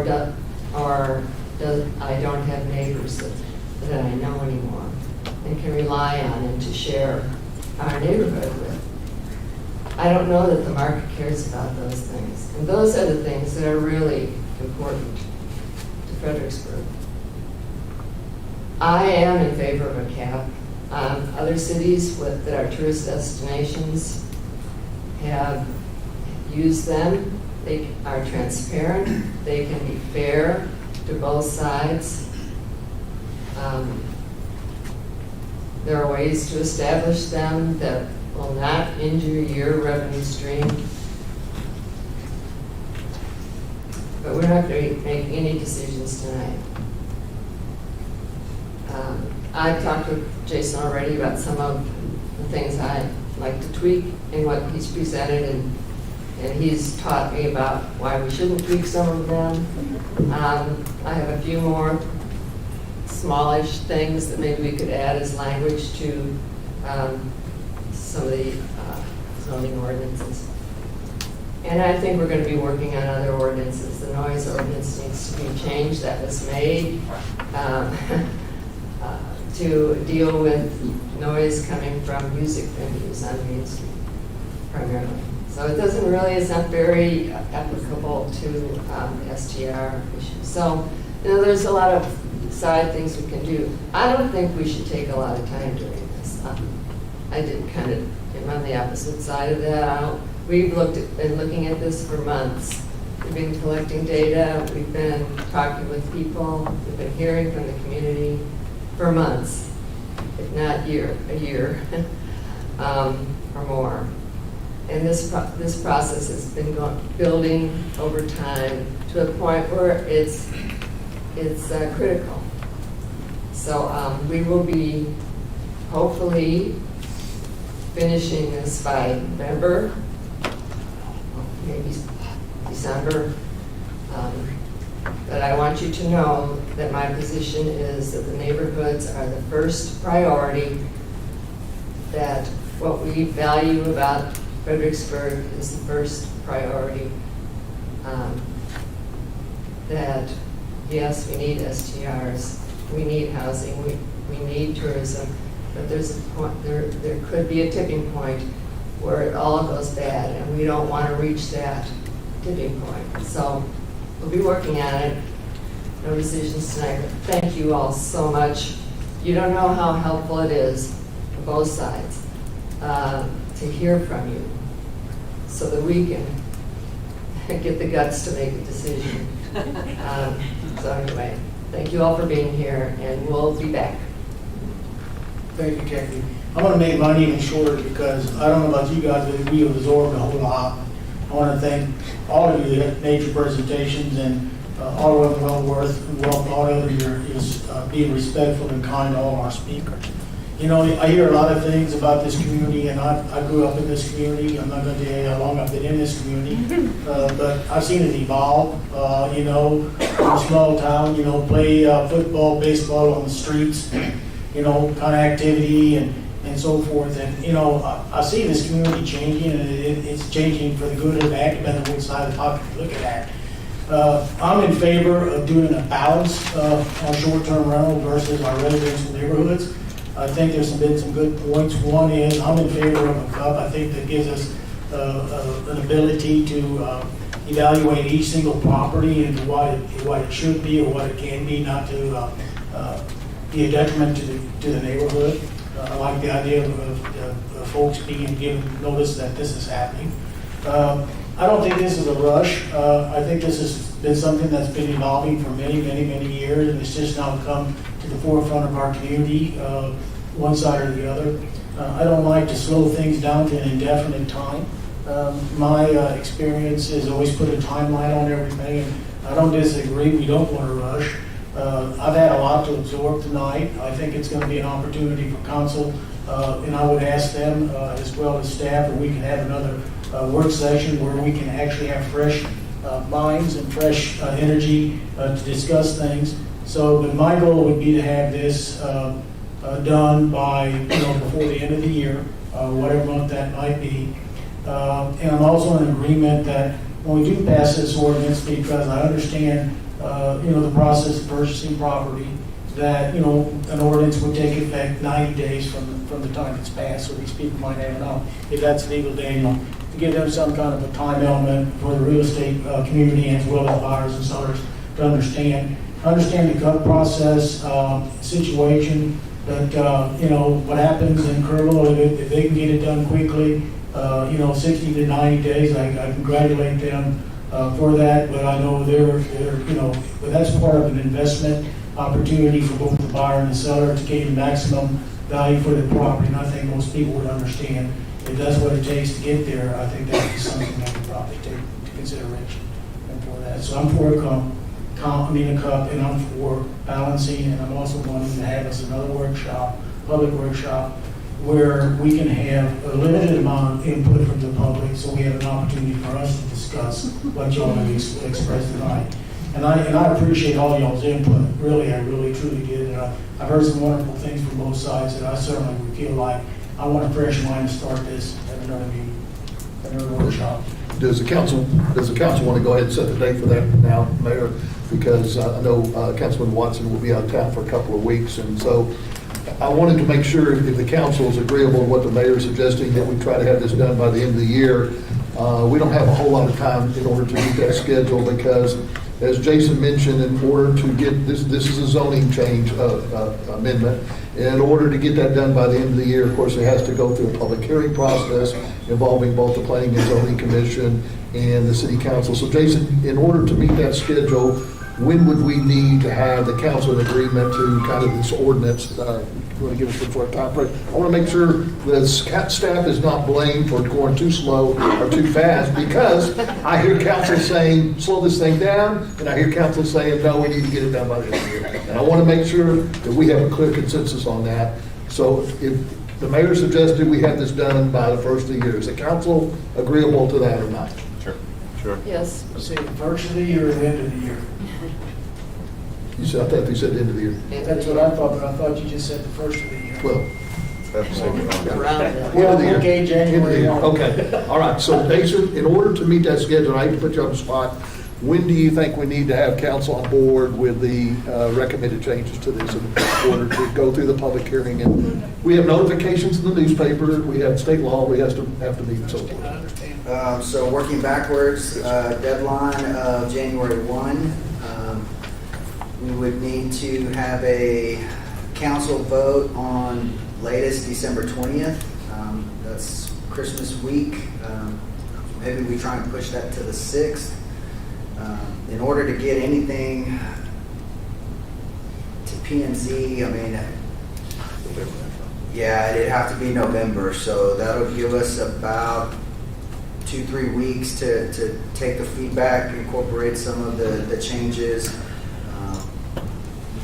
that we've heard tonight. I don't think we're real far off. I think setbacks and a couple other things, and then at that point, if council has some recommendations, the sooner we get those and thoughts, the quicker. So I think we can set that goal, and I think it's doable, but we'll need information as soon as we can get it, and just bear with us that we may delay on other things just because this is a big project. I just don't want this to become another relief route situation. Okay, where it drags on. so I know Councilman Watson, I hate to put you on the spot. When would be the soonest that you could meet after your vacation, so that we could maybe set the next work session? Actually, it's my honeymoon. Oh, God. Jesus. Postpone it. No, I already have.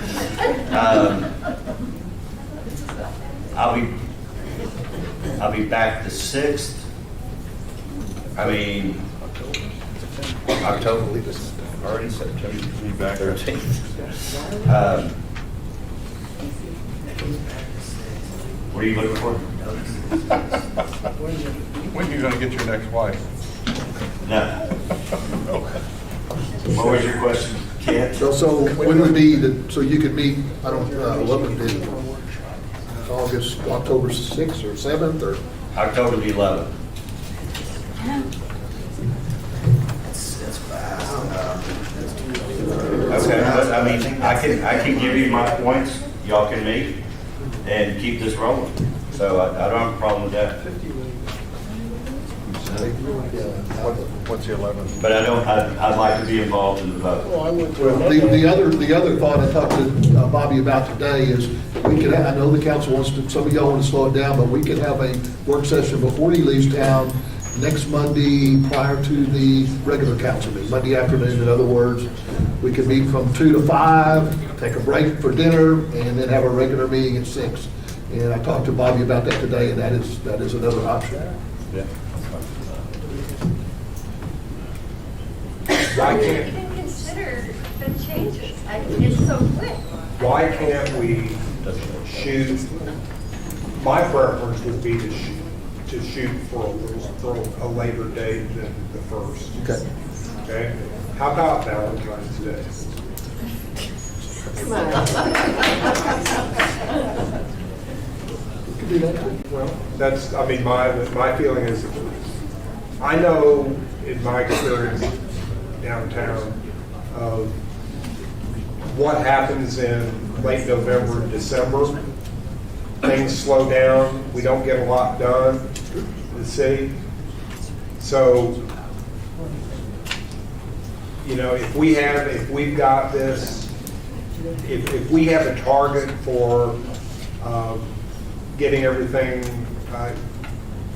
done by the end of February, it gives us more time. It gives us time to be deliberative, to hash out things that need to be hashed out. And if we have another workshop, you know, I want Councilman Watson to be here, because I think the next time we have a workshop, I think the public should be here. But I also think that when we have a workshop, it should be the 5 of us going back and forth, going, I like this, I think this is inappropriate, and why can't we do this? Okay, it's like the points I raised tonight. With this whole thing is an R1 issue. at least the document that I got, it is not helping R2 neighborhoods at all.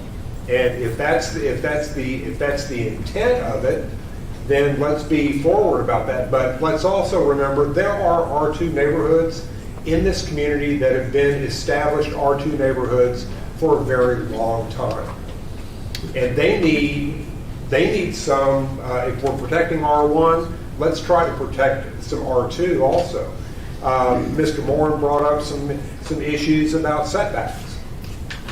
I think that we should have some discussions about setbacks in R2. Okay, so you're suggesting we may need more than one council work session? I'm suggesting that we need to push it, that our deadline shouldn't be the first of the year, our deadline should be later in February. Are you okay with that, Chuck? Let's go with February, but Okay, I want an end to this. All right, so what about the next council work session? Bobby suggested Monday, October 11th, that's a non-council meeting night, and we could, is everybody going to be in town as far as you know, October 11th? Who knows? No? I don't know. Okay, so we'll poll the council on that tomorrow. Yeah, and okay, see let's do that. That'll work, okay? And then, if we wait till October 11th and we need another work session, hopefully the council won't hold us accountable to get something done by the first of the year, yeah. But we'll try, but again, I think Councilman Musselman is more realistic. It'll be February before we get it done. He's right, things slow down during the holidays. We have a lot of questions that still need to be answered, and so I think February is probably more realistic. I think February is the date. Is that correct, Council, kind of, consensus? No, I agree. Okay. No? fine. February? February 1st. No, February, end of February. end of February.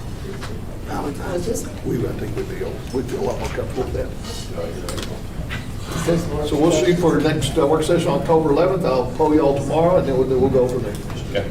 That's Indigenous Peoples Day. Yeah. Thank you. I agree with Charlie. Ladies and gentlemen, thank you again for y'all's participation. Thank you, staff, for y'all's wonderful presentation. With that being said, I'll entertain a motion to adjourn. Move to adjourn. And a motion by Bobby, a second by Tom. All those in favor? Aye. Motion carried. Thank you again.